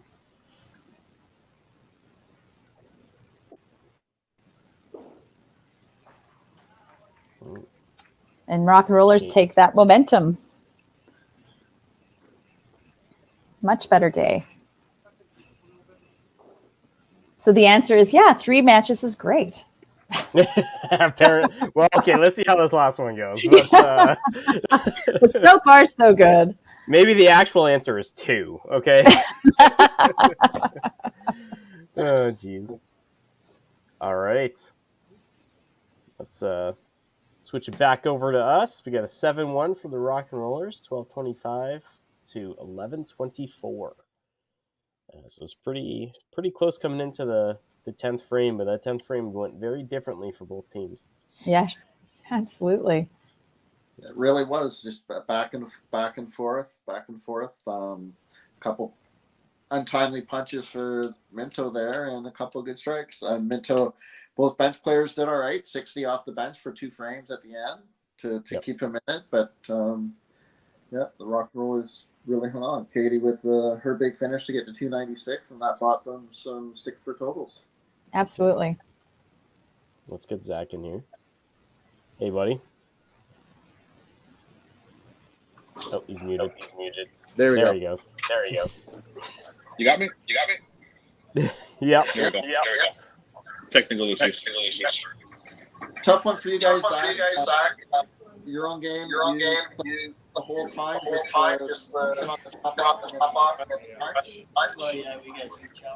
Yeah, we felt like we came out of the gates pretty strong here in the first 2-3 frames. A few of us were running doubles into the third frame and kind of just ran into some head pin trouble, and we were never really able to get off of it after we started punching. It kind of seemed we just kind of stuck on that middle a little bit and had a tough time getting on the pocket. So, and then Newfoundland or Rock and Rollers came and flexed their muscles in the 10th frame there, showed their experience. So Yeah, absolutely. Another great match for you guys. I'm I'm gonna saying, mute Zach. It was a good win. I mean, anytime you turn a 5-3 to a 7-1 there at the end, it was big. I know the game was close, but I don't think 7 was there in the 8th or 9th. So we'll take it. It's a good start to the day for us. So it was a tough match. It was closer than what the score looked. Good battle. Shot here and there.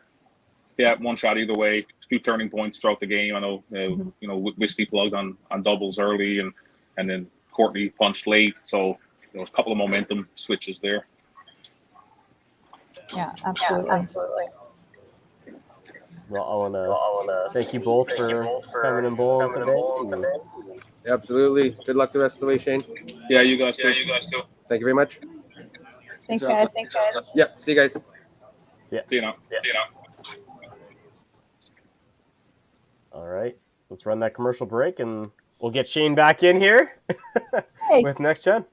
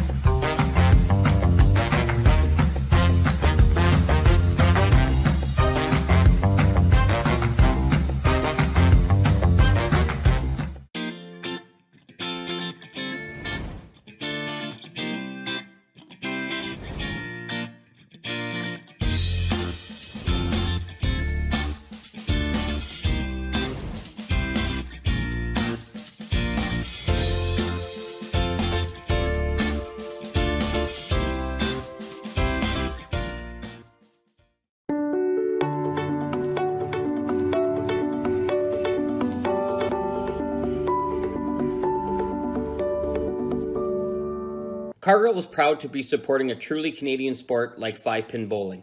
We look forward to watching some great competition from many competitors and bowling centres across our country. With hundreds of locations across Canada, Cargill is committed to helping the Canadian farmer thrive. Whether it is selling commodities, getting agronomic advice, fertilizer needs, crop protection, and marketing expertise, Cargill is here to help. So please enjoy this bowling. Thank you.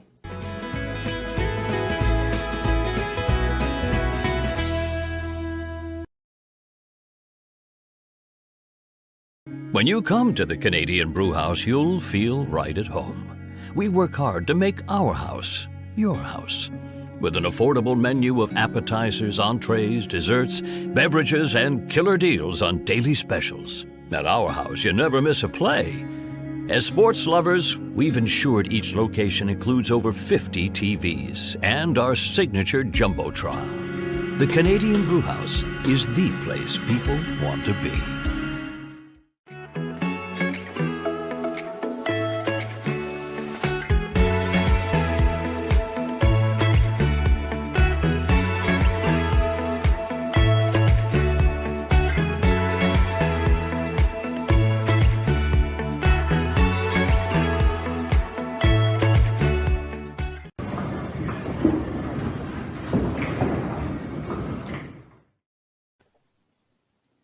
right, we are back for the last game of the day. Next Gen is going to be playing Rock and Rollers, who are off to a hot start today, so I'm really excited for this one. Yeah, no, it should be a really great match. Should be a good one. Rock and Rollers, 2 decent games, not great, but enough to win. So they're playing with house money heading into this game, and Next Gen's been on a roll, both in league and TPC last week. A bunch of them had great weekends. So, this will be fun. Yeah, Cody pushing all the way to the finals last weekend, right? So yeah, that was huge. That was huge. Awesome. Well, let's run the little animation. We'll get them in here.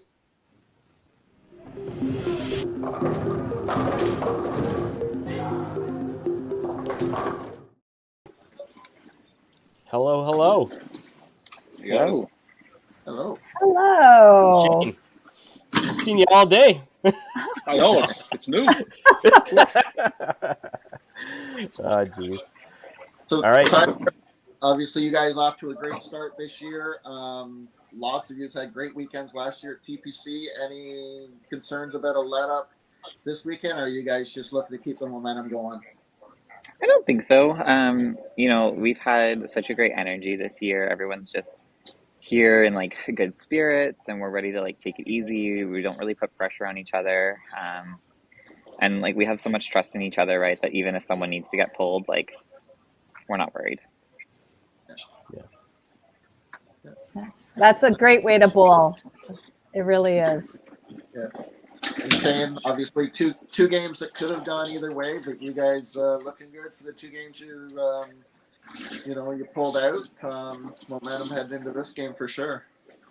Yeah, I mean, I don't think we bowled overly well either game, but we finished both games fairly strong. I kind of took it in 10 there for both sets, so probably going to need to bowl a little better this game. But we're certainly capable. Just few unlucky punches to turn that 1270 to a 1360, and then you're talking. So if we're ready, we're going to go with the same lineup that we just went with. Same lineup, all right. If it ain't broke, don't fix it. Yep. Yeah. Then Tyler, what lineup you guys going with? We're also going with the same lineup from our last match, which is going to be myself, Jenna, Maddie, Cody, and then Brad in anchor, with Julie and Jeremy on the bench, and then Haley will be our non-available player for today. Perfect. Sounds good. All right. Awesome. Good luck. I know you're on a tight schedule. Yeah. Oh, we fixed that. We're good. Oh. Okay. Well, I have time anyway. We're good either way. I was going to say, let's sit and have a chat then. No. They put us on the only lane with a booking, so I was like, "Can we just move over?" Yeah. So we're good. We're good. Awesome. Good. Well, let's get you to it anyway. Yeah. Well, guys. Good luck, guys. Have a good one. All right, there we go. All right, the Rock and Rollers, of course, from Plaza Bowl in St. John's, Newfoundland and Labrador. Player manager Shane Chafe, Brandon Tibbs, Brad Glenn, Brandon Smith, Mitchell Williams, Courtney Lucas, and Katie Wells. All right, for Next Gen, we've got Bradley Titgat, Jenna Lamoureux, Tyler Titgat, Julia Robko, Cody Steer, Haley Cole, Jeremy Harismichuk, and I totally jinxed myself on that one, Maddie Jenkins, and then manager Desiree Titgat. But I believe her last name's changed. Yeah, I know. Bonnie Dune. I don't know, I'm going to talk about it now. I was waiting for it. I was so psyched up because we talked so much about it. That's and I'm like, exactly what happened to me. So. Yeah. As soon as I was like, oh, well, here we go. Have it down. Sorry, Jeremy. Same bowling, right? Perfect in practice. As soon as the lights come on. Yeah. God, It's like my brain went completely blank. And I was like, nope, I don't know what I'm saying anymore. I'm glad he got his first name out. Let me get this sized up properly so we can see the pins. There we go. Nice. Oh, I'm going to have to zoom out a bit so we can see the players too. Oh, it's not too bad.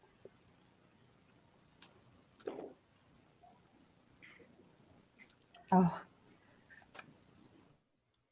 This is what I get for being too invested in the 10th frame of the previous game. Right. I'm not prepped for this one. No. So, right corners for both players. And 2 spares. And yeah, fantastic. So as mentioned, Next Gen off to a huge start this year. 7-1 with a 1456, 7-1 with a 1310, 6-2 with a 1551. Jeez. Toppler shot 1439 against them and took 2. Wow. And then, as we mentioned last week, Julie came second in the Ladies Invitational at TPC. Cody finished second in the whole tournament. He played amazing. Tyler played one qualifying shift where he averaged with 270 and wasn't sure he'd be over the cut line to get the bye to skip the first. So decided to play again and then shot almost 1900 almost 2500 for his 8. Wow. So he qualified second. Bradley qualified 4th. Jenna made the cut. They're just deep and they're all playing well. Yeah. And then you've got Maddie. She's a new competitive adult bowler in the last year or so. And she's just come out onto the scene like a freight train. Yeah. National champion in the YBC and the Open last year. Yeah. The teams seem to be matching each other pretty well for this first frame.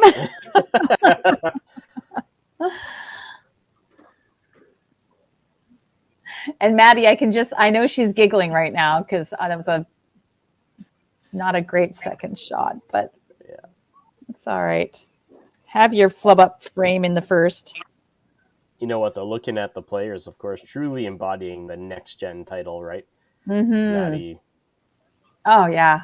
Cody, all of them. But still, for their ages, way more. Oh, yeah. Way more national experience either through YC or the adult ranks already than a lot of the teams out there. Yeah. Such depth on that team. I wonder if they have an age cutoff for their players. Really, because who's the oldest? Brad? It's got to be the oldest on the team. I would think. They make it to 35 and you're like, all right, you're out. You know what? Maybe not. But they are just such young talent on that team, honestly. Oh, yeah, that definitely was a spare. Yeah. It did not count it, but no, we saw it. Still thinking about how to get that instant replay button going. Wouldn't that be exciting? But that would add so much work to your already. If I did it, it would have to be a single button and it just replays the last 5 seconds. Yeah. That, or you'd have to have somebody completely just focused on the tech aspect. Yeah. Well, and the problem is there's 4 cameras to deal with, right? So it's which obviously you're going to want one of the player cams. You don't want an instant replay on the scoreboard, but right. That would be pretty boring. Yeah. And watch Cody fix the spare. Yeah. Right. Ooh. And the 4 cameras don't necessarily include the 4 you're usually setting up for the next game. Yeah. No, that's right. Yeah. It would have to just be give me the last 5 seconds of the feed type thing. Well, I think we can agree we've seen better frames out of both of these teams. But at least it's the first frame. At least, and we know seeing what both teams are capable of, it's just a little blip. Admittedly, Next Gen was all over the middle, at least, and still is. But yeah. And at this level, you would kind of expect that. Yeah. No, for sure. When you get into the elite play at this level, if it's usually not from missing the head pin, it's usually from punching it or maybe missing it there. Yeah. But Tyler's 364 average that he's had his first 22 frames has taken a bit of a kicking here. Of course, when they played the Roses, he shot 418 against Parker Anderson, 255. Oh, wow. Yep. That was a lucky little break there for Miss Jenna. Yeah, that was a day, Steve. That was, yes. Nice half by Katie there.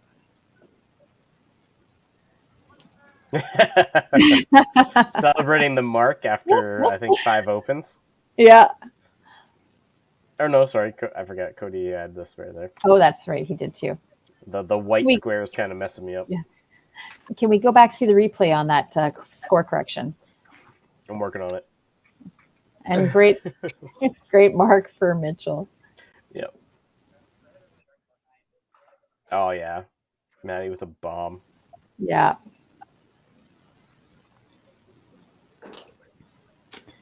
I think this is going to be a pretty fast game. They're both pretty quick teams, I have to say.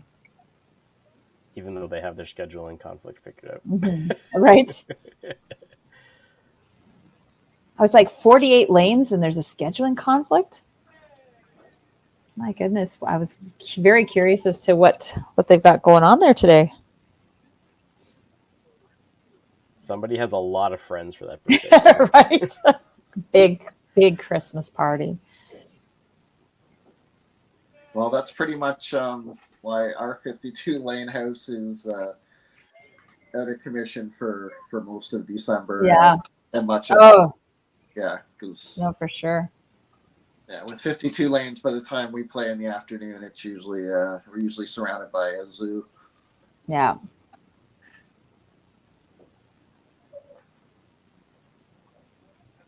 Little blip frame there for Cody. Nice frame for the Rock and Rollers.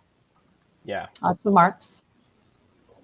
As mentioned, Cody off an amazing run last weekend, winning I think he won the B side, which was the match play side, the 2 of the 3 side, and played. This time we'll use his name in a positive light. Tim Wiseman in the final. Yep. Yes. Oh my goodness! But congrats again to Tim. Mm-hmm. And Cody played amazing to come second, and he's just he's always been good as far as from what I've seen, but the last couple of years really taking that next step from the very good to the absolute elite. Mm-hmm. Yep. Oh. Uh-oh. We lost that camera there. Let me see if I can give it a little refresh. We missed a camera on one side, Tangle, I think, on the other side. Riveting watching.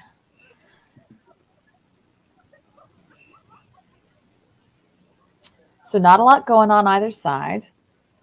Brad having a bit of a slow start. Oh, and it's back. There we go.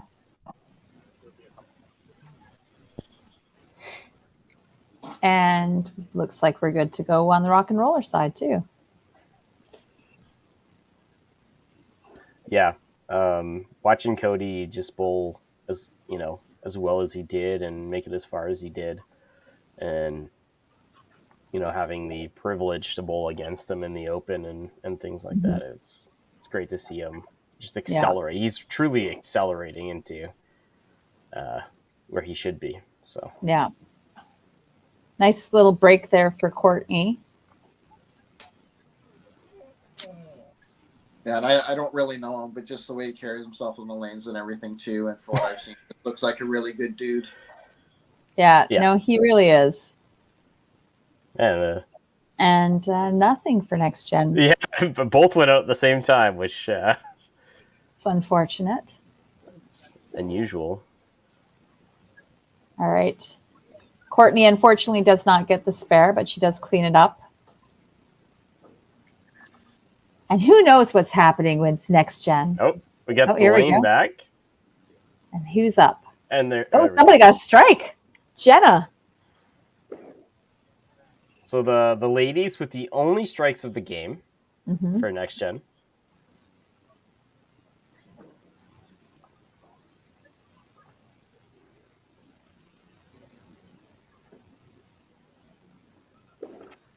Oh. It was wiggling. It was thinking about it.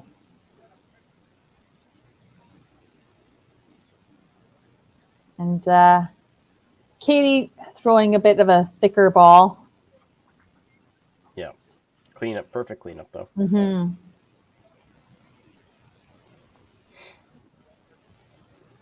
But we've seen her, come out of these frames like gangbusters. So Yeah. Yeah.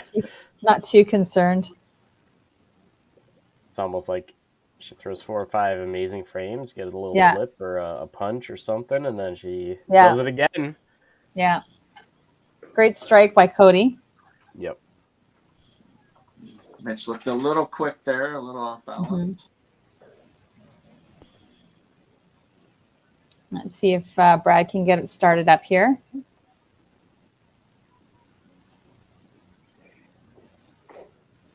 There you go.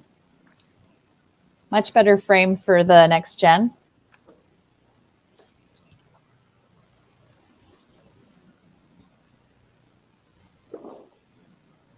And nice half by Mitchell. All right. Yeah. So I was going to say it's a little unusual to see for us to have to wait for the rock and rollers. I was about to say that I think it's the first time we've had to wait for the rock and rollers to finish up. We are the same person. Yeah. Unfortunately, with the way the shots have been going, the split and whatnot, they've been having more balls thrown on the side of rock and rollers' frame. Yeah. We'll blame the tango. Yes, agreed. Yeah. And next gen having a really good frame. That one.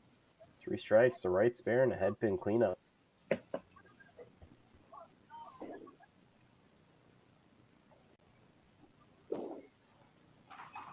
Oh. Another left corner.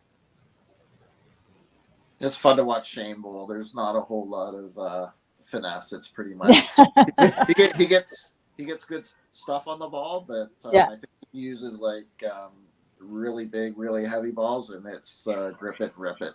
Yeah. Yep. Good half. Good bottom half for the rock and rollers. It's like I tell most people, if you can do the same thing every time, it doesn't really matter what you do, because it's more about the consistency, right? Right. That is the key. Yeah. Being able to repeat your delivery under any condition. Mm-hmm. Yeah. Because that's why our game's so great, right? There's not a cookie cutter style. There's things you can do to help with consistency and repetition, but pretty much however you throw the ball, if you can repeat it. Because what's the point of aiming if you don't do the same thing every time? Well, yeah.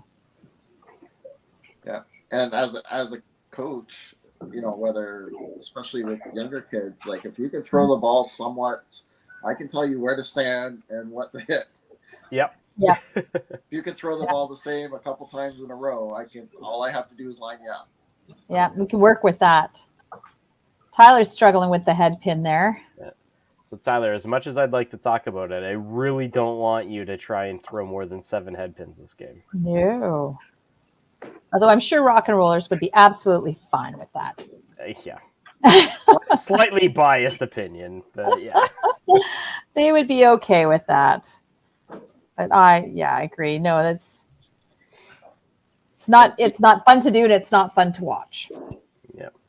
And you wonder too, as good as Tyler is, if Cody and Brad both had really good starts, whether they might have made a move there. Mm-hmm. But it's also, one of the top 5 player in the country. Well, yeah, if anybody's going to be able to get themselves out of it, you have that confidence in him, right? Yeah. Jeremy is a great bowler, though. So yeah, absolutely. And Julie's no slouch either. And Julie, yep. Sorry, I was trying to remember like I said, I rely on you two for that information. I can't remember. Hey, we're here for you, bud. We're here for you. Great frame rock and rollers have going. Except for that one. That's okay. It's a couple right corners he's met. Yeah. Yes, Julie and Jeremy are on the bench for next gen. Yep. And Jeremy's last name? Harrison Chuck. Yeah. Well done, Harrison Chuck. Exactly like I said. Harrison Chuck. Yeah, if you heard it differently, it's probably on you, not me. Yeah. Your internet cut out for a sec. Yeah, the audio just crackled. That's all. Yeah. A great ninth frame in quotations for rock and rollers. Yeah. Yeah. Another great shot by Cody too for the double there. Oh yeah. And when he throws the ball into that bucket, it just explodes. Oh, and there's and a nice double for Brad. Yep. All right. Big fifth frame here. Mm-hmm. Going into the commercial break. The points lead for Rock and Rollers, the total, 413 to 380, but there's a lot of marks to count on both sides. Yeah, absolutely. Oh, and Tyler finds a stride. Yeah, and Courtney throws a great shot. She doesn't let him get away with it. Nope. Yeah, you don't want to give him too much of an opening. No. Yeah. And when you're playing with someone like Tyler too, even if you're up 36 early, you always feel like you're being chased down. Absolutely. Yeah.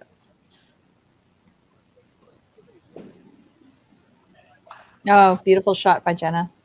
Yep.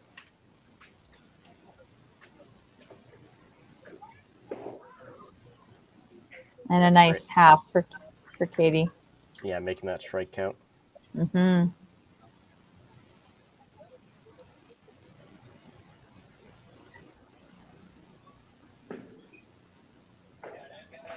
No. Oh. Good count. Yes. It's a third right in a row. It is. Like a car that needs a new starter. Yeah.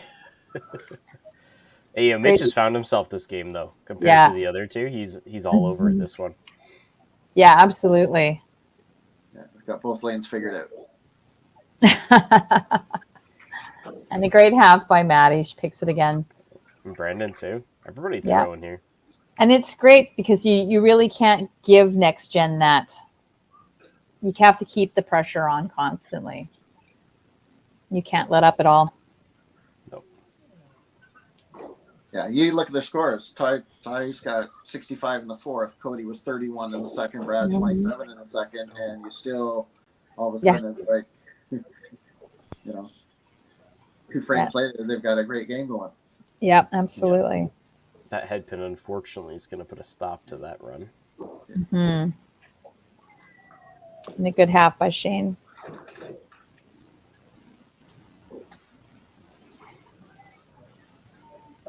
$5.48 at the break for the Rock and Rollers. And 2 doubles, a strike, and 2 spares. Yeah. It's a great way to go into the break. Pretty consistent on the total, though. I think they've been running 550 all 3 games. Yeah. Yeah. Very consistent. Although the marks are definitely, I think this is the best set they've had going into the commercial. Yeah, they can turn that into a big number in a hurry. Yeah.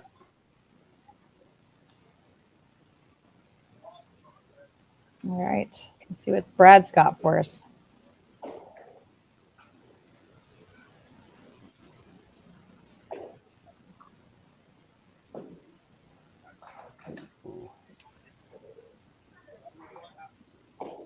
A bit of a pitch to the right.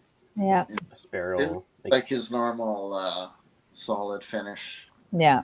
He's throwing well. He just gets such, tall and he gets such good extension through the shot. That was much better. Yeah, absolutely. Still not a bad frame for the next gen going into the commercial break either. Yep. Speaking of that commercial break, let's jump into it.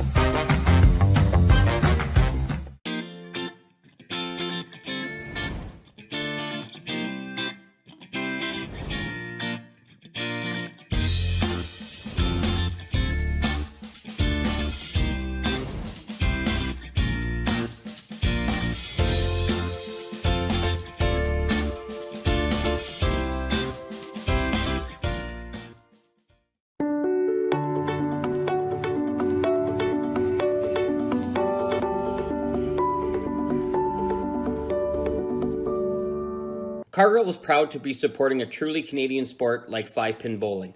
We look forward to watching some great competition from many competitors and bowling centres across our country. With hundreds of locations across Canada, Cargill is committed to helping the Canadian farmer thrive. Whether it is selling commodities, getting agronomic advice, fertilizer needs, crop protection, and marketing expertise, Cargill is here to help. So please enjoy this bowling. Thank you.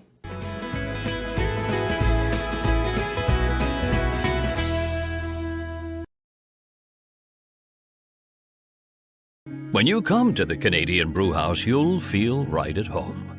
We work hard to make our house your house. With an affordable menu of appetizers, entrees, desserts, beverages, and killer deals on daily specials. At our house, you never miss a play. As sports lovers, we've ensured each location includes over 50 TVs and our signature Jumbotron. The Canadian Brewhouse is the place people want to be.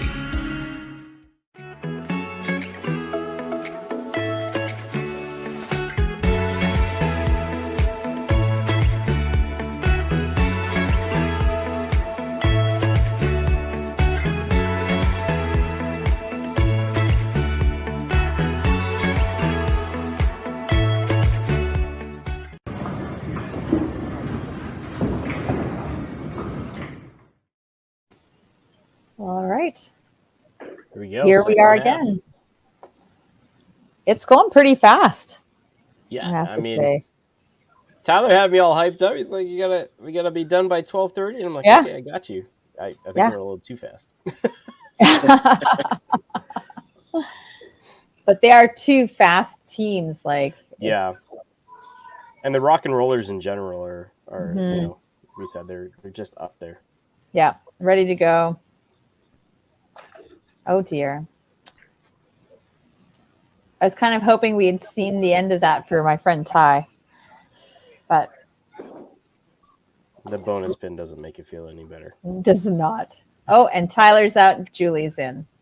And that makes sense, honestly. He was all over the middle, but just struggling to get some marks there.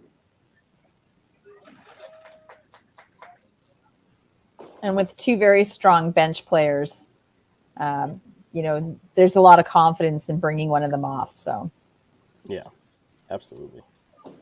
Just yeah, like Julie has experience in her. She has played well off the bench.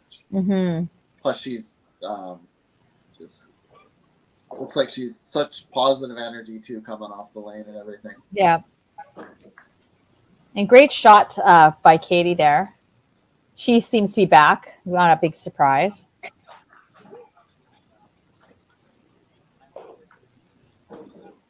Jenna with the left corner.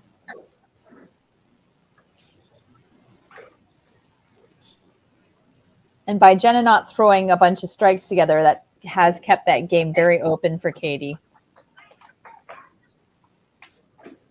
Yeah, in the first two matches, Katie's one of the few people on any of the teams that actually really strung a lot. Mm-hmm. Jordan threw a few in the first game. Mitchell finished the one game, but Katie, both games, has had a good run in there. Oh, another right corner by Miss Maddie. Yeah, a lot of quick players on both teams, as we've talked about. Mitchell can be a little. See, that's always a hard one to take when you've thrown that second shot and it feels so good, and you don't get the result. Yeah. Mitchell takes a little bit of time sometimes, and we've seen at certain times Brad can be a little methodical too. But yeah, a lot of quick players, and it'll go quickly when they're throwing strikes, of course. Yeah, and that's a little opening there for Maddie. She's been very consistent with the right corner spare. And Cody's back on the strike.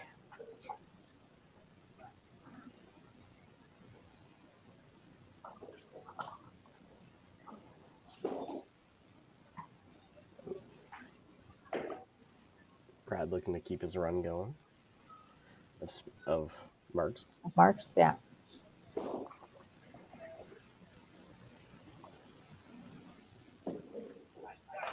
Yep.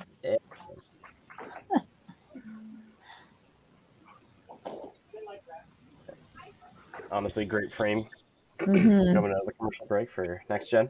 Yeah. Yeah. Rock and rollers are coming back. It's a little struggle frame for them. You've got just the 2 marks. Yeah, good ball by Shane.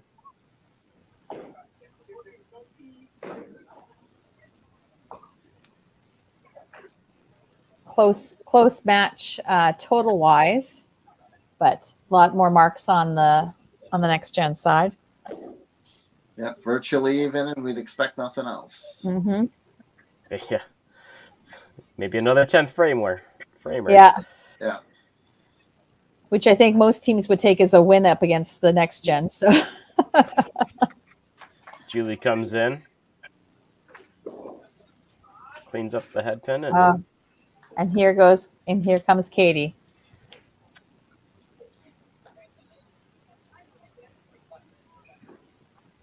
honestly, both Courtney and Katie bowling great today. Yeah. Yeah, absolutely. They've kept their team in the match. That's for sure. Great answer by Jenna. Yeah, and especially with them being with Rock and Rollers being without Brad Glynn today. Mm-hmm. Generally, he's on the bottom. So today, Shane, who's usually 1 or 2, jumps down to the bottom, and Courtney and Katie stepping up top. Yeah.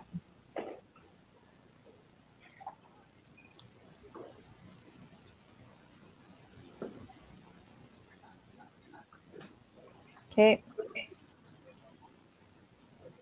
Big gap here from Maddie. Yeah. Her first middle miss of the game. Ooh. But a good spare.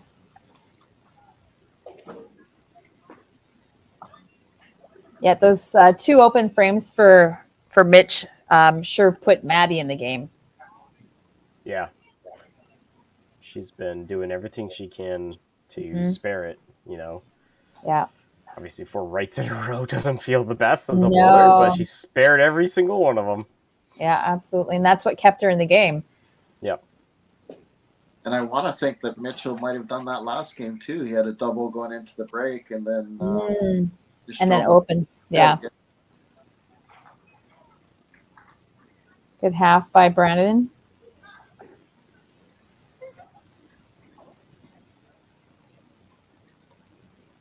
Let's see what.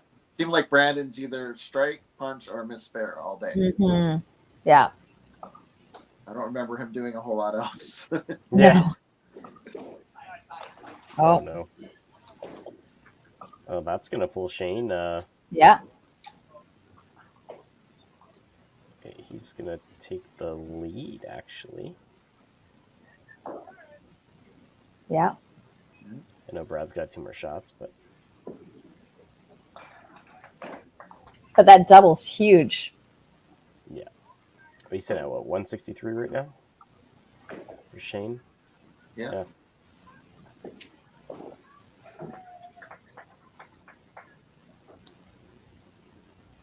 Yep. So his next shot, he's got a chance to take the lead in the match, and totals still very close. Yeah, and Rock and Rollers are working on 2 doubles. Yep, and more marks in general, not even just the 2 doubles, right? Or sorry, I didn't notice the. Yeah. I wasn't gonna say anything because it didn't have yellow text. It was screwing with me. The other huge. When it highlights it, I didn't see it. Yeah. Anyway. That's all right.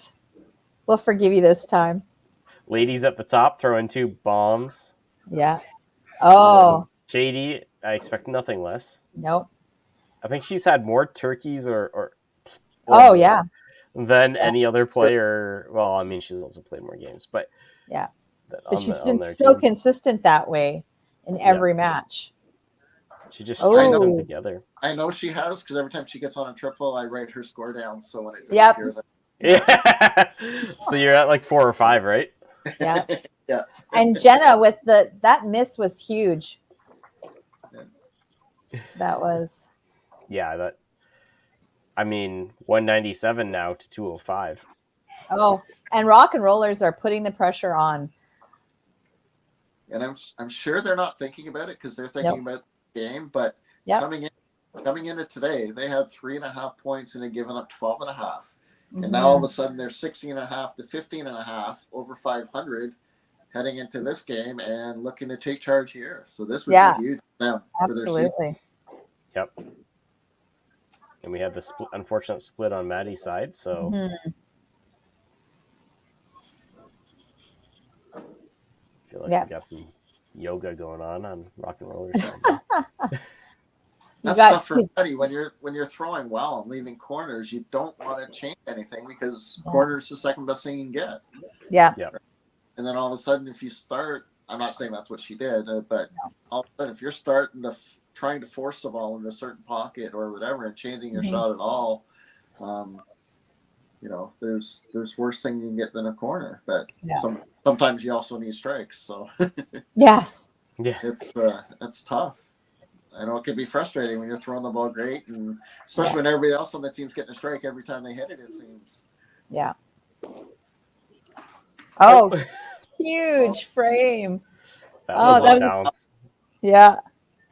was a huge frame for the Rock and Rollers.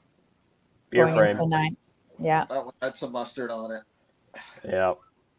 Now you do have 2 doubles. It confuses me because, of course, they've got the. I cannot do that. So I wonder if he felt something, or if that's the case. The other team's on a roll and playing really, really fast. Let's slow things down. Yeah.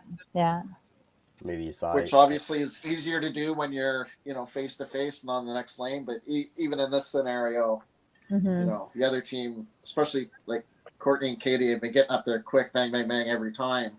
Yeah. And they're just to slow things down. Yeah. Well, especially with Shane throwing that third shot, right? That turkey, it really, I hate to say it, but puts a lot of pressure on Brad in his own game, right? Yeah, absolutely. I don't know if purpose or not, but Brad's got a ton of experience, but you also don't want to do that unless you know that it's not going to affect yourself. Yeah. The last time I did that, I almost hit myself in the face with the ball. I was actually in my final slide and I decided not to throw. Yeah. And I followed through with the ball in my hand and oh wow. I almost took myself out. Yeah. You've got Julie and Courtney on turkeys. Yeah. Julie just coming in though, and jeez, yeah. That was way to make that top game interesting. Yeah. Oh, uncharacteristic 3-pin for Katie there.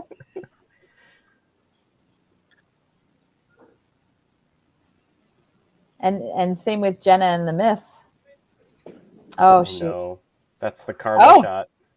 But they're both going to end up opening. So that's made that a very interesting match. Yeah, big sticks here for the count though.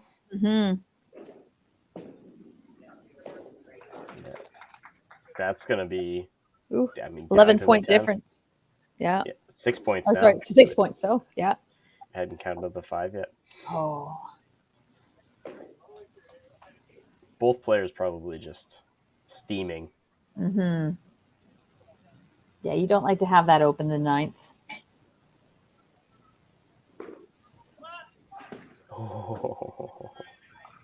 Oh, Maddie with a huge strike. Her reaction. Strike, yeah. She's so adorable, honestly.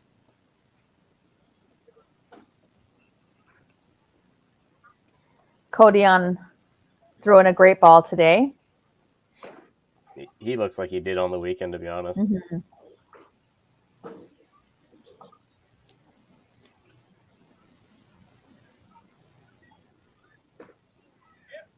Oh, another left pin miss. And Cody on ham bone. Yep, the ham bone. I think they mentioned on the podcast, but when Cody's throwing well, it looks like he's just got such a huge area to hit. Yeah. That was a big shot for him to bring totals a little closer. Now it puts the pressure on Brandon to match him. Oh, no. Oh, and he looked like he held on to that a little bit longer than he usually does.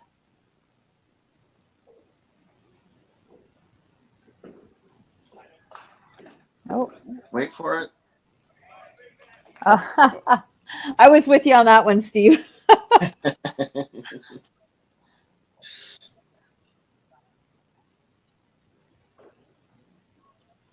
And Shane's just got to keep throwing that great ball of his. Keep the pressure on.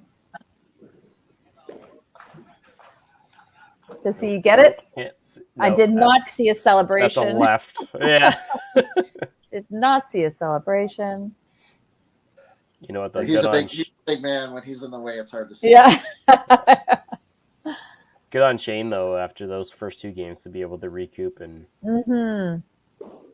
come in and good half. Yeah. And he kind of, mid game, he gave them the spark to kind of keep close and get everybody going. So now we're 80 sticks heading home. Next gen's got a couple extra marks to count. Yeah. So good. That's going to be another exciting. Oh, good shot by Courtney. Courtney's got 3:09 left. That's a ham bone. Yeah. Oh, and That's Julie a just ham throws bone. the ball. Oh my goodness. Little 4-bagger off the bench. What a spark. Yeah.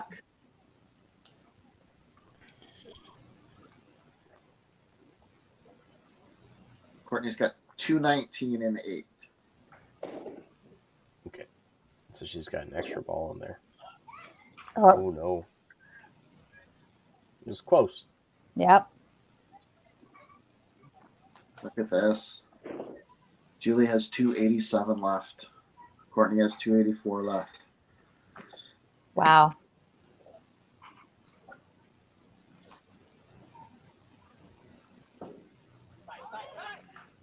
Oh. The corner. Wow. Okay. Wow. Oh.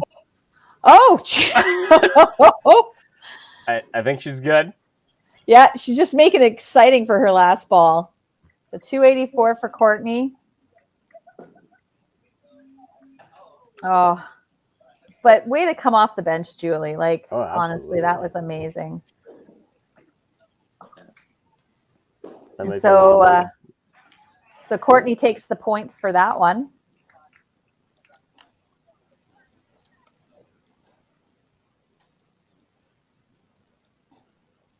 And 161 for 4 off the bench for Julie.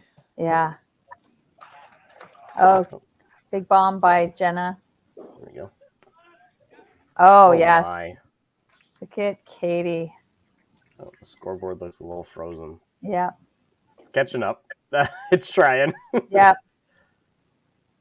Oh, Katie's not slowing down at all. Nope. I don't really want to mess with her. Oh, shoot. Oh, no. No, 3. 259. But that, Jen's got to throw this one. She needs a strike and a chop off. Yeah.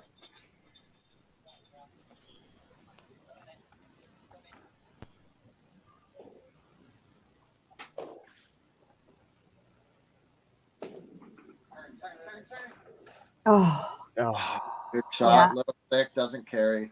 No, so that game goes to the Rock and Rollers as well. A big shot for Mitchell. Yeah. He's been finishing really well, I have to say. Mm-hmm.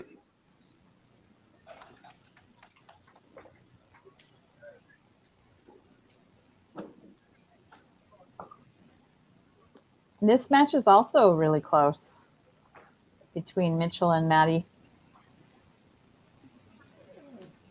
Yeah, I didn't think a mid 1200 game this game was going to cut it. No. Yeah.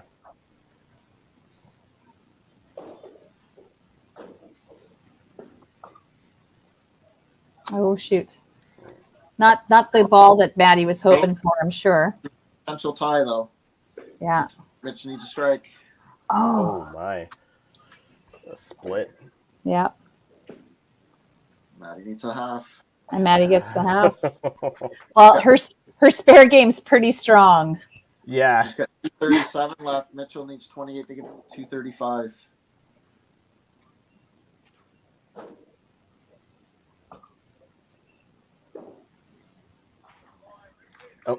Oh. Strike to win by 2. And she does. my. Wow. Oh my That's goodness. Wow.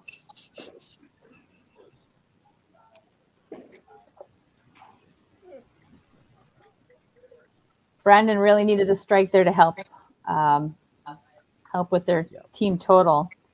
Cody can make up a lot here. Mhm. So. And Camera. we'll just What never is this? know. And it's back. It's like, what is this timing? Oh, my. and What a he's shot. he's killing it. So he's won his match. Yep.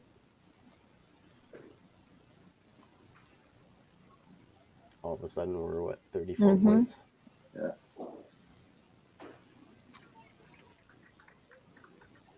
Those were big sticks for Brandon because Cody, I think, can get his totals to 1293, Mm-hmm. which would be a 4-pin difference. Both players on the bottom on spares. Yeah. Wow. No pressure. Jeez.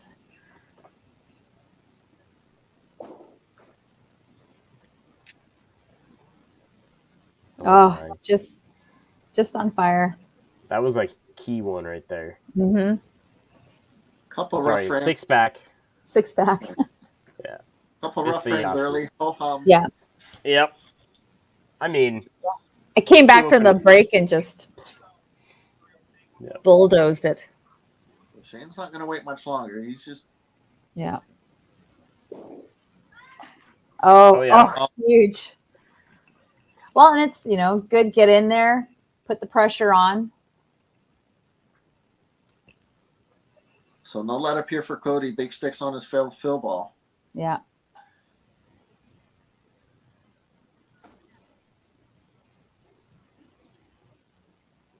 Oh, great second half. Wow. Shaken martini. Yeah.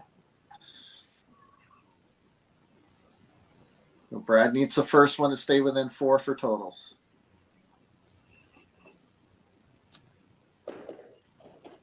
Yeah, no, the Rock and Rollers have just been doing so well today. Oh, huge And they're second 10 frames. And this is the best 10th frame I think that the Rock and Rollers have had today. Yeah. Oh, yeah. Yeah. Wow.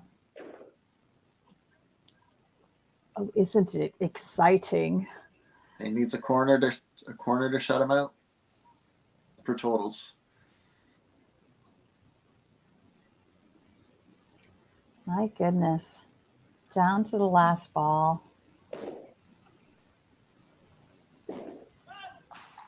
Oh my gosh. Oh my goodness. Brad, Okay. By 1. A double, and Brad can win by 1.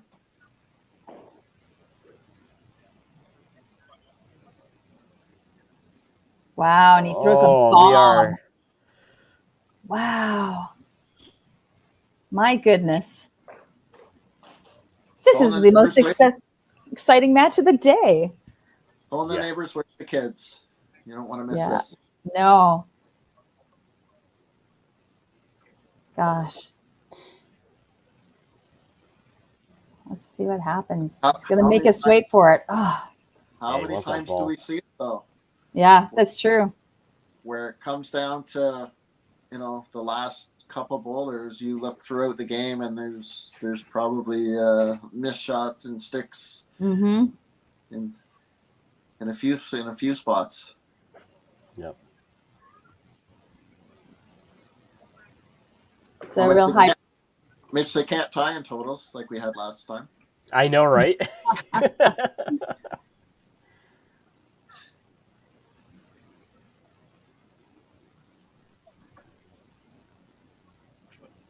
Oh my. Oh, wow. Oh, my goodness. Let me just put that number in. Wow. Great day for Rock and Rollers. Yep. 1352, 1343. That's crazy. A little celebration there. Oh, All wow. right, switch back to us. Yeah. Oh my goodness. 6-2, 7-1, 6-2. And I believe their totals just went up throughout the day. Yeah. Yeah. They did. got They just better got as the better day and went better. on. Katie was just solid all day. But for Shane to come back in this last game was huge. Yeah, they went absolutely. 1276, 1225, and then Okay. you knew this game at the small 1200 wasn't going to be enough to win. No. Yeah. No. Wow. And still, next gen with the mid 1300s. Yeah. Staying in form. Yeah. Like, wow. And that's the thing with that team and the depth. Like Tyler struggling. Julie comes in, throws 160 for 4. Last frame was like every shot was a must shot, and just about everybody threw it. Yeah. Yeah. No, that was great bowling. Great bowling to watch. The managers are MIA, so we're just gonna talk about it. Yeah. Actually. Because what does that do? That was a huge day for rock and rollers. Yeah, they started the day 3.5 points. Now they're at 22.5. That's crazy. 22.5 and I think 17.5. Yeah. Cresting the 50%. Yeah. And now they're both here, so let's get them Yay. in there. All right. I mean, good games. Wow. That was a good game. Exciting. Yeah, very exciting. Yeah, that was amazing to watch, you guys. Great bowling on both sides. Yeah, it was kind of back and forth there, and I know Cody, threw his to put it back in. I kind of knew what I needed, but didn't want to give Bradley a chance either. But the team bowled really well. The girls on top of all 3 games were money, so really made it easy on us. Yeah, Katie was so solid today, honestly. Yeah. She really was. And Julie coming off the bench for you, Tyler, was just it was amazing to watch. Yes, always wish I would have made that pull one frame earlier or something, but she was so good, so solid, and we're really happy. And then Cody, just continuing from his TPC run, throwing the best shots he could have when he needed to. And I don't think we'll be playing on lane 10 again with too many corners like that, but yeah, poor Maddie, that little run of right corners, but she spared everything up. Like it was just and same with Jenna, right? Like corner strike, but can't do much about it. We tried our best, and we're still sitting strong with our win percentage, so we're gonna take that and move on and be ready for December when we play our next one. Yeah, absolutely. Tyler, that's a third world problem. Playing on that lane again. Right? Yeah, 13.5 on lane 10. Yeah. And rock and rollers, you guys just today was a good day to have 3 games. Yeah, and we didn't say it up front, but we only had 5 bowlers all day. Brad wasn't there, and Brandon was injured, so we went with 5, and really, there might have been 1 point in the 3 games where we could have made a switch, but for the most part, everyone bowled enough. So it was good to say. It was a good team win for us for sure. No, for sure. That was a fun match to watch. Everybody's solid, excited. Yeah, couldn't ask for a better match to watch as a spectator, guys. Honestly, that was fantastic. Great way to end the day. Yeah, thanks everyone for all your work today. Yeah, you guys did a great game. Thanks, guys. See you, everybody. Okay, thanks, guys.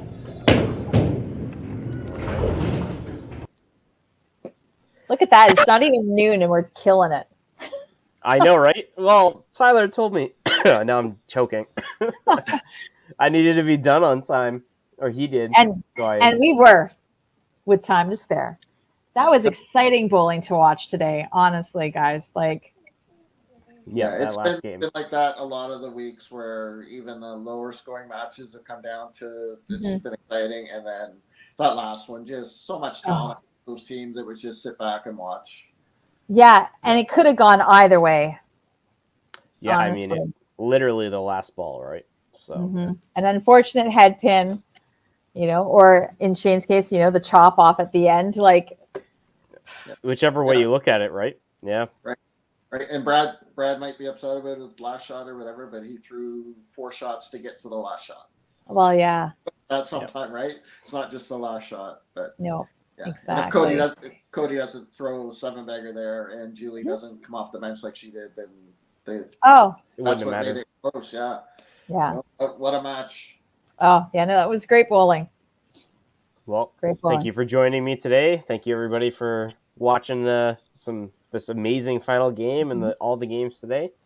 Yeah. We're gonna run one more commercial break and that'll be all it. Right. There's still one more game going on the Cargill division. So if you want to switch over to that, go ahead. Yeah. Have a good Sunday. Hey, Michelle. It was fun. See you guys. It was fun. Yeah. Bye.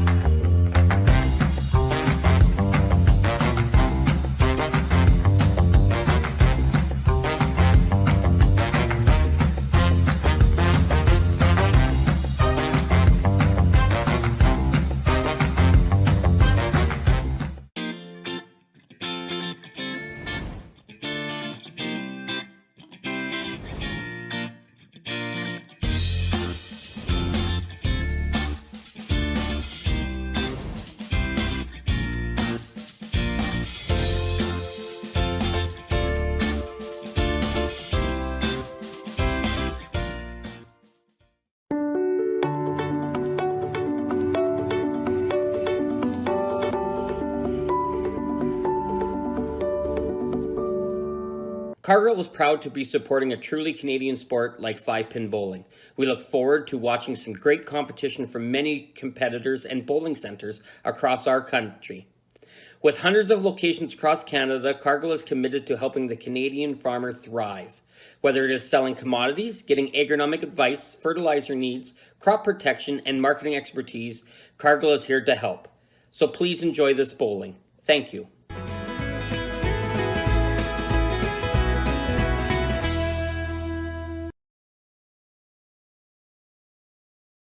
When you come to the Canadian Brewhouse, you'll feel right at home. We work hard to make our house your house. With an affordable menu of appetizers, entrees, desserts, beverages, and killer deals on daily specials. At our house, you never miss a play. As sports lovers, we've ensured each location includes over 50 TVs and our signature Jumbotron. The Canadian Brewhouse is the place people want to be.